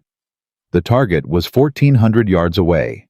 The aperture of her iron sight framed it the way a finger and thumb frame a distant object imprecisely relatively in a language of relationships rather than measurements. She found the pause. She fired. The bullet left the barrel of Daniel Carter's rifle at approximately 2,550 feet per second and began immediately to negotiate with gravity and wind and air density and the thousand small variables that govern the behavior of a projectile over 1,400 yards of contested space. And it flew for 1.87 seconds, which is a long time for a bullet and barely any time at all for a person. And it arrived at the target and the indicator lit, and the word appeared on the scoring monitor in the range office where Wade was watching alone, and he put his hands flat on the desk and looked at the word and looked away and looked back, and the word was the same. Center. 5 shots. 5 centers. At 1,400 yards. In 71-mile-per-hour wind. Through iron sights. Wade picked up his radio. His voice was steady because he made it steady, which was the hardest thing he had done all day. Rangemaster, this is scoring. Please verify lane 12 final string. The rangemaster's voice came back immediately. Verified. 5 centers. Copy. Wade set down the radio. He sat in the chair for a moment. Then he took out his own notebook, not an official log, a personal one, and he wrote the date and the time and the score and the equipment classification, because he understood that he had just witnessed something that deserved to be written down in a way that wasn't purely official. He wrote M14, iron sights, 1,400 yards, 5 out of 5 centers, wind 71 miles per hour. Captain Emily Carter, USA. Her father's rifle, his lessons, her hands. He closed the notebook and went to tell Commander Reeves. The observation shelter had gone past silence into something that had no good word in English. The 5 people standing in it, Reeves, Vasquez, Ferris, Polk, and a range safety officer who had come in to deliver a weather update and had stayed because he couldn't leave, occupied the space with the particular quality of people who have been permanently changed by something they witnessed and are in the immediate aftermath of realizing it. Ferris spoke first. When does she come off the line? String's complete, Reeves said. She should be clearing her weapon now. I need to speak with her. You'll need to wait until the full debrief. I know, Protocol Commander. Ferris looked at him. I'm telling you that when the protocol is satisfied, I need to speak with her, personally, before the awards briefing. Reeves looked at him. About the Silver Star. About several things. Ferris picked up his folder. It was substantially thicker than it had been when he arrived that morning because he had been adding to it throughout the day. Notes, observations, the documentation Wade had delivered, and several pages of language that he had been drafting during the strings whenever he could spare his attention from the range. The Silver Star is one of them. What are the others? Ferris looked at him for a long moment. The nomination delays, he said. Both of her nominations and her father's award. There's a pattern, Reeves. It doesn't require a great deal of investigation to see it. It requires someone to be willing to look. Someone is looking. I am, Ferris said. And I'll tell you what I'm seeing, a system that has been functioning as designed to delay and diminish the recognition of people. It was never designed for, operated by individuals who understood that delay is deniable and diminishment is procedural, and neither leaves the kind of fingerprints that generate consequences. He paused. That's going to change. It's going. Reeves said nothing. He looked at the range where Emily was standing at ease, weapon-cleared, writing in her notebook, with the unhurried certainty of someone for whom the performance is never the point. The preparation is the point, and the performance is simply evidence that the preparation was real. She's going to find out about the access logs, Reeves said. Yes. How do you want to handle that? Honestly, Ferris said, which is apparently a novel approach in this case. The post-string assembly in the staging area had the quality of aftermath, not the chaotic aftermath of disaster. but the settled aftermath of something significant that has completed itself and left the air changed. The 5 remaining competitors stood with their weapons cased and their scorecards in hand, and their faces doing various things that faces do when a person has just spent themselves completely in pursuit of something and has reached the end and is still standing. Henriksen had shot a remarkable string 4 centers and a near center, which was the second best performance of the day, and which he had earned through talent and fury and the specific integrity of not letting what had been done to him become an excuse. He stood with his rifle case at his side and looked at the score sheet, and then looked at Emily. "Your 5 were all centers," he said. "Yes," he nodded slowly. "I want you to know what happened to my ammunition. The interference, I didn't know about it until my weapon failed on the line." Emily looked at him. "I know," she said. "You knew before today." "I suspected the target," she said carefully. "I wasn't sure who was involved." Henriksen absorbed this. "Do you know now? Commander Reeves knows," she said. "That's enough." He looked at her for a moment with an expression that contained respect and something that was almost relief, the relief of a man who needed to know that the person who had been wronged was not holding him responsible for what someone else had done in a space he occupied. "You shot anyway," he said. "Every day, through all of it." "There wasn't another option," Emily said. "There's always another option." She looked at him. "No," she said quietly. "Not for me. Not with my father's rifle in my hands." She paused. "He didn't have another option either. He did the job and filed the report afterward. I learned from that." Henriksen was quiet for a moment. Then he extended his hand. She took it. They shook once firmly, the way people shake hands when the gesture means something beyond convention. Garza appeared at her other shoulder. "You know you just shot the highest recorded string in the history of this assessment." "I know." "In iron sights." "I know." "In 71-mile-per-hour wind." Garza. "Yes." "I know," she said, and he almost smiled, which for Garza was the equivalent of anyone else laughing. Torres came around from the observer position and stopped in front of her and said, "I'm going to tell my kids about today." Emily looked at him. "You have kids?" "Not yet," Torres said, "but I'm going to have them specifically so I can tell them about today." It was the kind of thing that comes out under the pressure of genuine feeling, when the careful professional presentation drops, and the actual human is briefly visible, and it landed in the staging area, and made Henriksen turn away quickly, and examine something on his rifle that didn't need examining, and made Cole, who had appeared at the edge of the group, look at the sky for a moment. Mitchell had not spoken. He was standing slightly apart, which was where he had been standing since he came off the line, and he was looking at Emily with the expression of a man who is working through something in real time and has not finished working through it. When she looked at him, he didn't look away. "I shot my best string today," he said.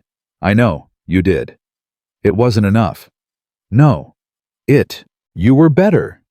He said this flatly, without qualification, as a simple statement of accurately observed fact. "Yes," she said. "Your father made you better," he said.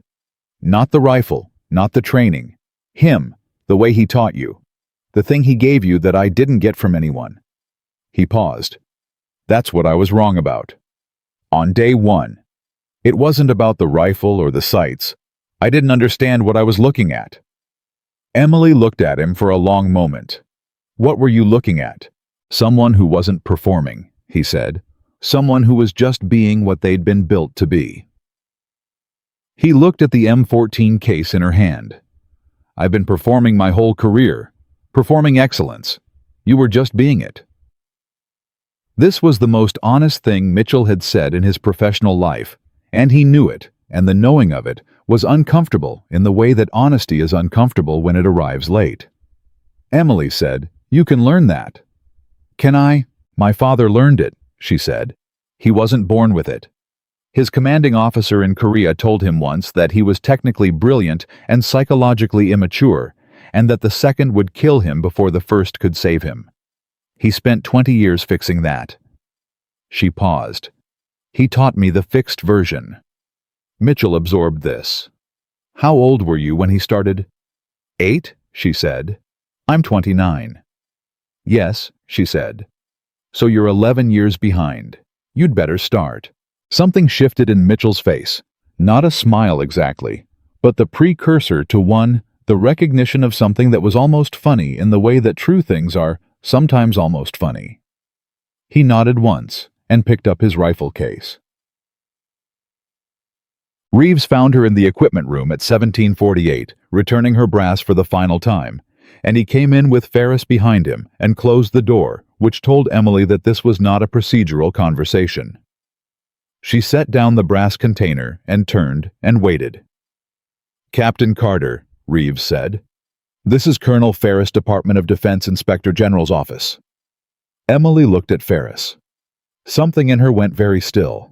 I've been reviewing several administrative matters related to this assessment, Ferris said.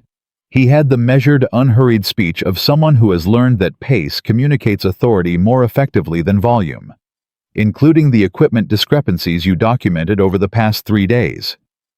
I submitted documentation to Sergeant Wade, Emily said. Yes, all 3 incidents. Ferris looked at her. We've identified the source of the interference. The room was very quiet. Who? She said. It wasn't a question. It was a word she needed to say out loud in order to move to the next thing.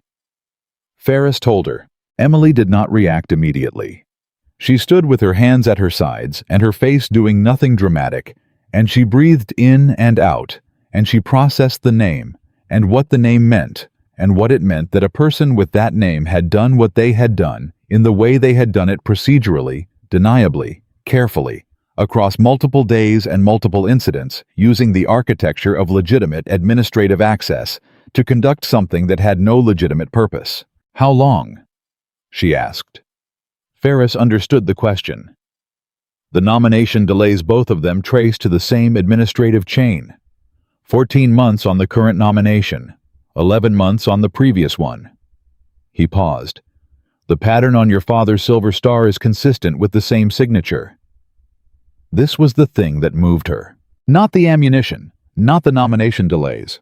Those had been done to her, and she had dealt with them by doing what her father had taught her: document, adapt, perform, report afterward. She had expected resistance. She had been encountering resistance her entire career, and she had built herself into something that resistance couldn't stop, only inconvenience. But her father's silver star, 31 years. 31 years of a man's valor sitting in a drawer, because someone had found it inconvenient to acknowledge. 31 years of Daniel Carter, never knowing whether the recommendation his commanding officer had filed had gone anywhere or meant anything, and then 6 years of his daughter carrying that uncertainty alongside the grief of his absence, not knowing whether the thing he had done in a jungle in 1968 that had saved 11 men's lives had ever been officially recognized. She said nothing for a long moment. Captain Carter, Ferris said. His voice had changed. It was no longer the measured cadence of an institutional representative. It was something closer to human. Your father's commanding officer's recommendation was detailed and specific and fully compliant with the criteria. It should have been processed and awarded within 2 years of submission. The reason it wasn't is not procedural. It was intentional. I know, Emily said. I've known for a long time that it was intentional, she said. I didn't know who. I didn't have evidence. She looked at him. What happens now? The award will be processed, Ferris said. Formally, with full recognition. The ceremony will be at your discretion. We can do it here at the completion of the assessment or at a location of your choosing. Emily looked at the equipment room wall. Not at anything specific, just at the wall the way you look at something solid when the inside of you is doing something that needs an anchor. Montana, she said. His grave is in Montana. I want it there. Ferris nodded. Montana, he said. We'll arrange it. And the person responsible, she said, for the delays, for the ammunition. That matter is being handled separately, Ferris said. It is being handled. Emily looked at him. She was very good at reading people. It was part of what made her exceptional at everything she did. And what she read in Ferris was the specific quality of a person who means what they say and has the institutional authority to make meaning actionable. "All right," she said. She picked up her notebook. She looked at Reeves, who had been standing quietly through the entire conversation, watching with the expression of a man who has done what he could and is satisfied with what it has produced. "Commander," she said. "Captain, thank you for pulling my file." "I read it carefully," he said. "Both of them." She understood he meant hers and her father's. "He was a good man," she said. "He raised an exceptional soldier," Reeves said. "I think that tells us something about what kind of man he was." Emily looked at him for a moment. Then she nodded, and she picked up her rifle case, and she walked out of the equipment room into the early evening air of the California desert, where the wind was beginning to settle for the first time all day. Not gone, but quieter, as if it had done what it came to do and was now resting. She stood outside and held her father's rifle and breathed. 5 for 5. At 1,400 yards. In his rifle. With his lessons. With his voice in every shot. "You did the job, Dad," she thought. "I did the job too." The desert air settled around her, and the last light was going gold on the ridgelines. And somewhere in Montana, a grave sat in frozen ground next to her mother's, and the man who lay there had given her everything she had used today, and she had not wasted a single grain of it. She stood there until the light changed. Then she went to write her final report. The final scores were posted at 800 the following morning, not on a digital board, not announced over a speaker system.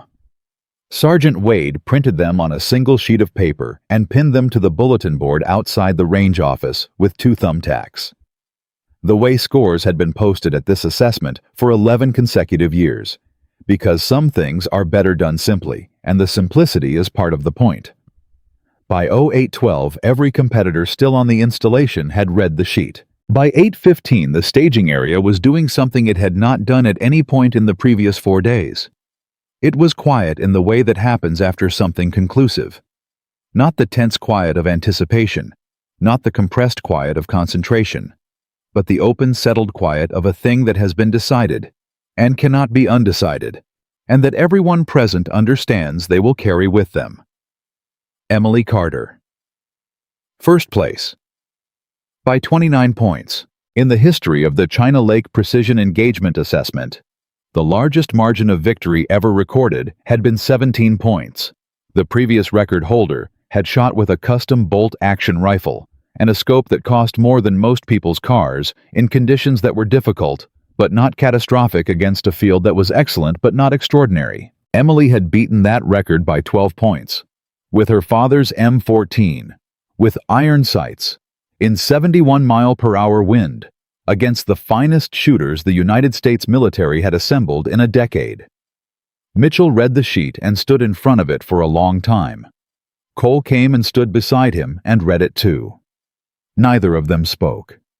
There wasn't anything to say that the numbers didn't already say more precisely. Garza read it, nodded once, and went to get breakfast. Torres read it and called his wife on his cell phone and said, "I need to tell you something I saw yesterday," and walked outside where the reception was better and where no one could see his face while he talked. Henriksen read it and put his hand flat on the bulletin board beside the sheet for a moment, not quite touching it, just close, and then walked away. The awards briefing was scheduled for 1000 hours in the main assembly room, which was the same room where the assessment had begun 5 days earlier with the smell of burnt coffee and the architecture of masculine certainty and a rifle case hitting a table like a statement of intent. The room had been rearranged chairs in rows again, but the table at the front was set differently with a podium and a flag and the specific formal arrangement of a military recognition ceremony. Emily arrived early again. Not 47 minutes early this time. 10 minutes, which was the amount of time she needed to sit in the room alone with her father's rifle across her knees and do what she had been doing in various forms her entire career: prepare. She wasn't preparing a speech. She had not been told she would need to speak, and she didn't intend to volunteer for it. She was preparing something internal, organizing the experience of the past 5 days into a form she could carry correctly. Not a trophy. Not a credential. A weight. The kind of weight that comes from doing something meaningful, and knowing it was meaningful, and understanding that the meaning creates obligation rather than permission to rest. Her father had understood this. After Vietnam, after the ambush, after the 11 men who came home because of choices he had made in 30 seconds of chaos that no training can fully prepare you for, he had not spoken about it extensively. He had carried it. He had let it inform what he did next, which was raise a daughter in the discipline of precision and patience, and the understanding that the rifle is a tool, and the shooter is the weapon, and the weapon must be worthy of what it's asked to do. She sat in the empty room and held the rifle, and thought, I was worthy today, Dad. I was worthy of everything you gave me. The door opened. She didn't turn. Mitchell's voice. Rooms open early. Apparently, she said. He came in and sat 2 seats away from her, not beside her, which would have been presumptuous, but close enough that the conversation didn't require projection. He sat with his hands on his knees and looked at the podium at the front of the room. I've been thinking about what you said yesterday, he said, about starting. And I think I need a different teacher than I've had, he said. Not technically. Technically, I'm well taught. I mean, he paused, searching for the precise language. I need someone who can teach me to stop performing. I don't know how to do that. I don't even know where to start. Emily looked at the rifle in her hands. You start by being honest about what you don't know, she said. Which you did yesterday, in public. That's harder than it sounds. It wasn't hard, Mitchell said. It was just necessary. I couldn't not say it. That's the beginning, she said. When the honest thing becomes the only available thing. Mitchell thought about this. Your father started that way, honestly, about what he didn't know. He started because his commanding officer told him the truth, she said. Most people never get that. Someone who cares enough to tell them the actual truth about themselves. She paused.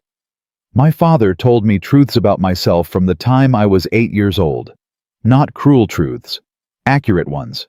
There's a difference. What kind of truths? She looked at him for the first time in this conversation. That I was impatient. That impatience is the most dangerous thing in a precision shooter because it makes you break the shot before the shot is ready. That I would have to work against my own nature to become what I was capable of becoming. She paused. He was right on all three. Mitchell absorbed this. Around them the room was beginning to fill competitors' range officers. The assessment cadre Sergeant Wade, who took a seat near the back and folded his hands on his knees, and looked at the podium with the expression of someone who has done their job and is prepared to witness the conclusion. He sounds like someone I would have wanted to know, Mitchell said. Emily looked at the front of the room. Yes, she said. He was. Commander Reeves entered at 09:58 with Ferris and Vasquez and a woman Emily had not seen before, a brigadier general named Patricia Wade, which was a name Emily recognized immediately, and which explained certain things about how her nomination had survived 14 months of administrative friction without being formally rejected. You don't formally reject something when the person who submitted it has a star on her collar and the patience to wait. General Wade was a compact, direct-eyed woman of 60 who moved through rooms the way people move through rooms when they have stopped needing to prove anything efficiently, without display, with the specific authority of someone whose rank is the least interesting thing about them. She saw Emily and walked directly to her, which caused a small immediate reorganization of the room's social geometry as people stepped aside and the competitors who had been settling into chairs looked up. Captain Carter, General Wade said. Emily stood. General. Sit down, Wade said, and sat in the chair beside her, which was the chair Mitchell had vacated 30 seconds earlier. She looked at the M14 across Emily's knees. Your father's? Yes, ma'am. I knew of your father, Wade said. Not personally. His record. She looked at Emily. He should have had that silver star 30 years ago. Yes, ma'am. The delay was not accidental. No, ma'am, I know. Wade looked at her with the direct assessing gaze of someone who makes evaluations quickly and accurately and doesn't revisit them unnecessarily. You know, I submitted your nomination knowing what you'd be walking into here. The resistance, the friction.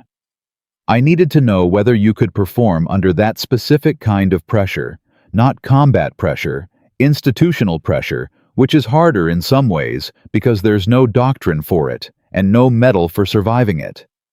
She paused. I needed to know if you'd document or retaliate. Emily looked at her. You knew about the interference. I suspected the pattern, Wade said. I didn't know the specifics. I knew the person and their history with nominations like yours, and I suspected they would find a way to interfere. She held Emily's gaze. You documented. Yes, ma'am.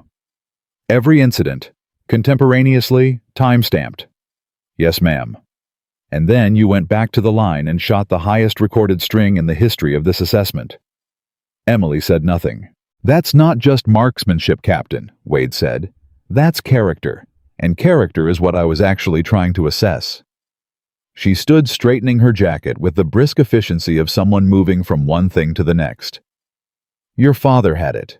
I'm glad to see it transmitted correctly. She moved toward the front of the room, leaving Emily with the specific sensation of someone who has just been told something important by someone qualified to know it, and is still absorbing what that means. Mitchell, who had retreated to a seat 3 rows back and had heard every word, looked at Cole beside him and said nothing. Cole looked back and also said nothing. Some moments don't benefit from commentary. Reeves opened the briefing at exactly 1,000 hours and conducted it with the precise, unhurried cadence of a man who respects ceremony enough to perform it correctly. He covered the assessment results in order 5th through 2nd, each recognized with appropriate acknowledgement of their performance, each man standing when his name was called and receiving the recognition of the room with the dignity of someone who competed hard and finished well. Then, first place, Captain Emily Ann Carter, United States Army. She stood. The room did something that rooms full of military professionals are not supposed to do during a formal ceremony. It did not erupt that would be undisciplined, and these were disciplined people. But it responded with a quality of recognition that was louder than applause and quieter than noise. A sound that meant we saw what you did, and we know what it was worth. Henriksen to her left had his hands on his knees and was looking at the front of the room with the expression of a man who is determined not to let his face do something embarrassing. Garza 2 seats over sat with military bearing and eyes that were doing something that military bearing was not quite able to contain. Torres was not trying to contain anything and was not ashamed of it. Mitchell stood up. He was the only person who stood. The room did not stand for the recognition of a fellow competitor. That was not the protocol. Mitchell stood anyway, and after a beat that lasted exactly long enough for the significance of the deviation to register, Cole stood beside him, and then Torres, and then Garza, and then Henriksen, and then every man in that room was standing, and none of them had been told to, and all of them understood why they were. Reeves at the podium looked at the room and made a decision not to call it to order. Emily walked to the front of the room and accepted the assessment certificate from Reeves and shook his hand and turned to face the room with the M14 held at her side, and she looked at the standing men, competitors. Range officers, Cadre Sergeant Wade near the back, and she said nothing, because what she felt was too large and too specific for the generic language of public gratitude, and she had learned from her father that the most important things are often best acknowledged in silence. But then Reeves said, "Captain Carter, there's one more matter." She turned. Ferris had stepped to the podium beside Reeves. He was holding a folder, and beside him, Reeves was holding something else, a small blue case, the kind that holds a medal, the kind that Emily had seen before, but never held, never expected to hold, never allowed herself to imagine holding, because the hoping for it had felt too much like demanding something she wasn't sure she had earned the right to demand on her father's behalf. Master Sergeant Daniel James Carter, Ferris said, United States Army 1st Cavalry Division, Republic of Vietnam, July 14, 1968.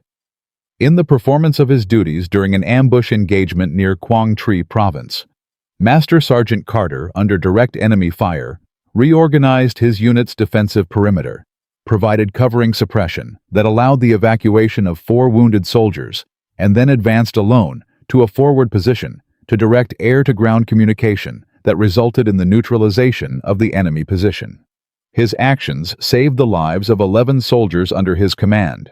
His commanding officer, Captain Robert Hale, submitted a recommendation for the Silver Star the following month. The room was absolutely still. That recommendation, Ferris continued, was delayed through a series of administrative actions over a period of 31 years. Master Sergeant Carter passed away in 2019 without official recognition of what he did on July 14, 1968. Ferris paused. Today, that is corrected. He opened the blue case. The Silver Star is not a large medal. It is smaller than most people expect a 5-pointed star silver with a smaller gold star at its center, hung from a ribbon of watered silk in blue and white and red. It is not impressive in the way that size impresses. It is impressive in the way that precision impresses. In the way that a perfectly centered shot at 1,400 yards is impressive not because of spectacle, but because of what it represents, which is the collision of preparation and moment, and the refusal to fail when failing would have been easier. Ferris held it out to Emily.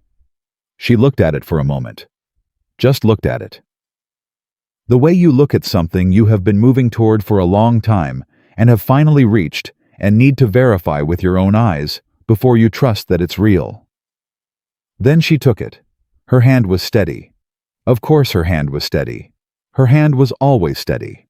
Her father had taught her that too. She held the medal in her palm and looked at it, and what happened in her face in that moment was not something that can be adequately described in the language of observation.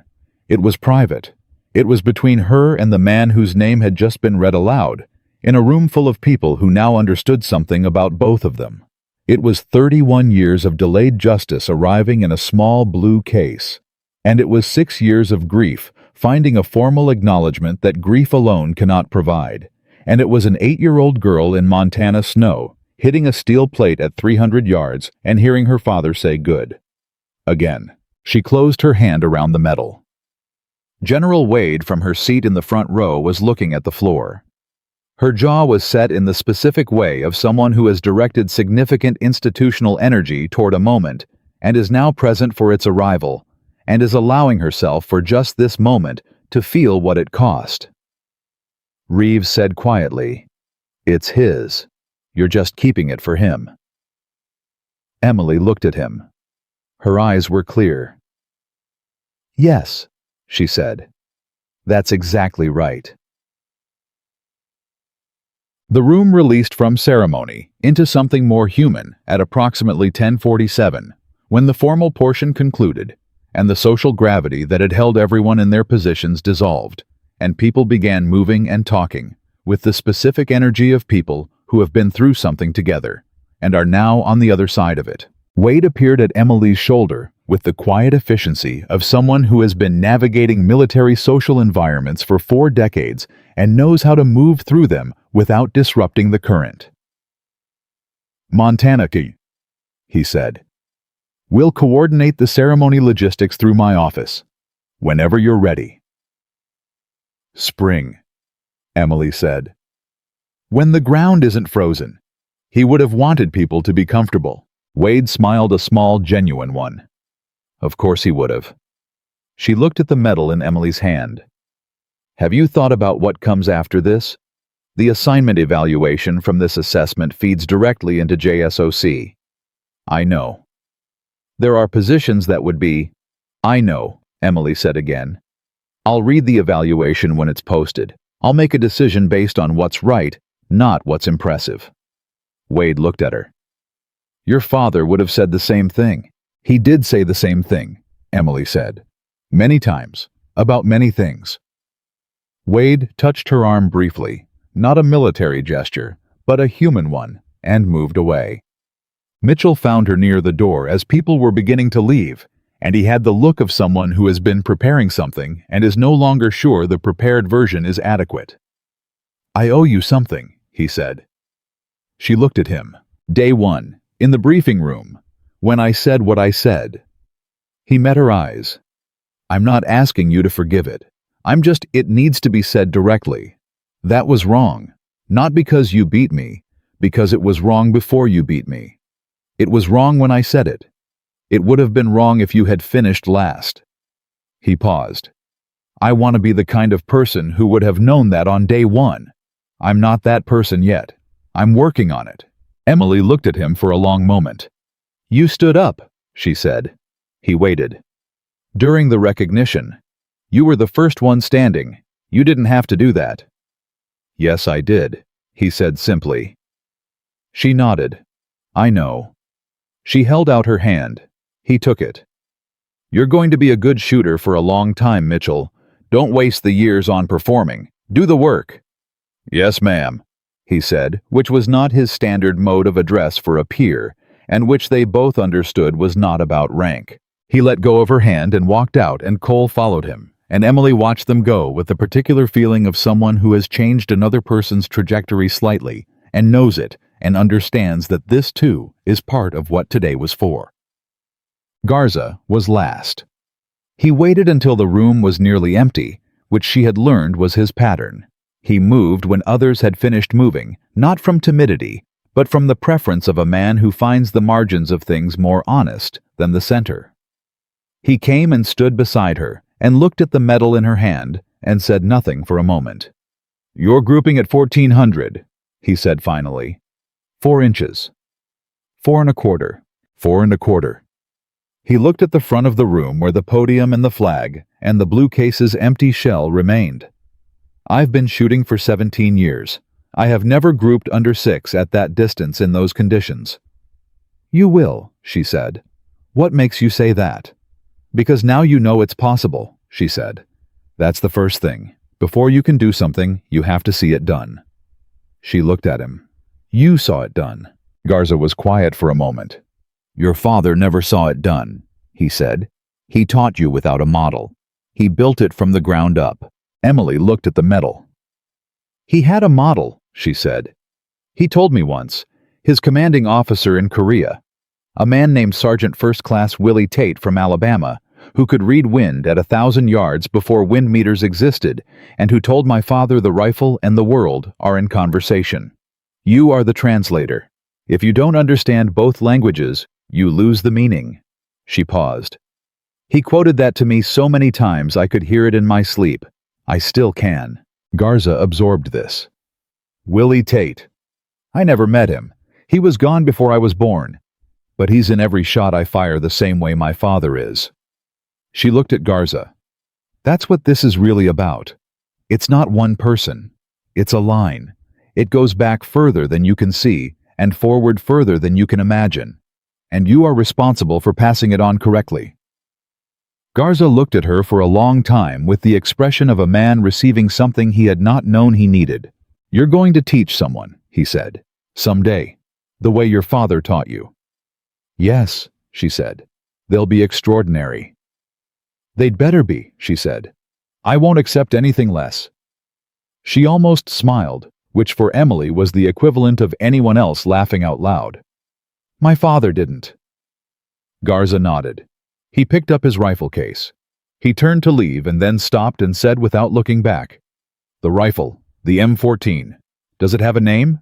Emily looked down at the rifle in her hands. Her father had never named it. He was not sentimental about objects, only about the principles they represented. But she had called it something in her own mind since the first morning he had put it in her hands, and she had felt the weight of it, and understood that the weight was about more than metal and wood. Legacy, she said. Garza nodded once. He walked out. She was alone in the room. She stood with Daniel Carter's rifle in one hand and Daniel Carter's silver star in the other, and she was 38 years old, and she had just shot the finest competitive string in the history of an assessment designed to find the finest shooters in the finest military in the world. And none of that, not the score, not the record, not the standing ovation that wasn't supposed to happen but did, was the thing she would remember most clearly when she was old, and the details of this day had softened around the edges, the way all memories eventually soften. What she would remember was the weight of the metal in her hand.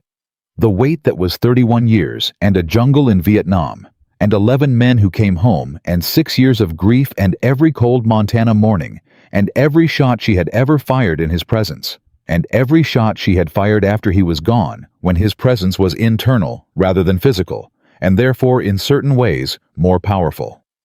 She thought about what Reeves had said. It's his. You're just keeping it for him.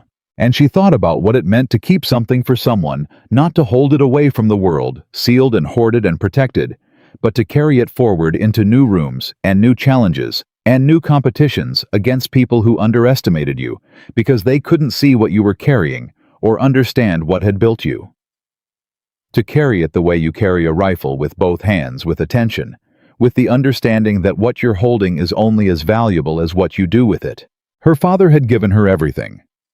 The rifle, the lessons, the winter mornings, the accurate truths, the model of a person who does the job without theater and files the report afterward and does not measure his worth by whether the institution acknowledged him, because the institution is not the judge of a man's worth. The work is the judge. The job done correctly is the judge. The 11 men who went home are the judge. She had done the job.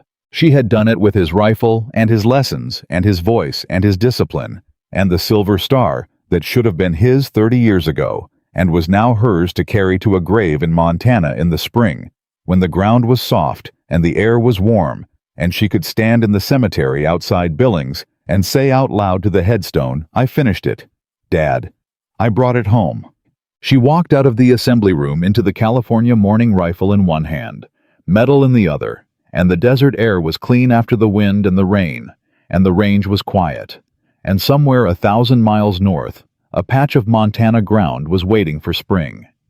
And Emily Carter walked toward her vehicle with the step of someone who has completed something enormous and is already thinking about what comes next, because that is what her father taught her. Because that is what you do when the job is real and the line is long, and the people coming after you deserve everything you have learned, and everything you can still learn, and everything you have not yet imagined. The rifle is a tool. The shooter is the weapon. The weapon must be worthy. She had always been worthy. Now the world knew it too. And Daniel Carter, Master Sergeant United States Army Silver Star, he had known it first. He had known it since a cold Montana morning when she was 8 years old, and small enough that the rifle was almost as tall as she was, and she had hit the target, and he had put his hand on her shoulder and said quietly, with the absolute certainty of a man who has never been more sure of anything in his life, "There it is. That's who you are." She had spent 30 years proving him right. She was not finished yet.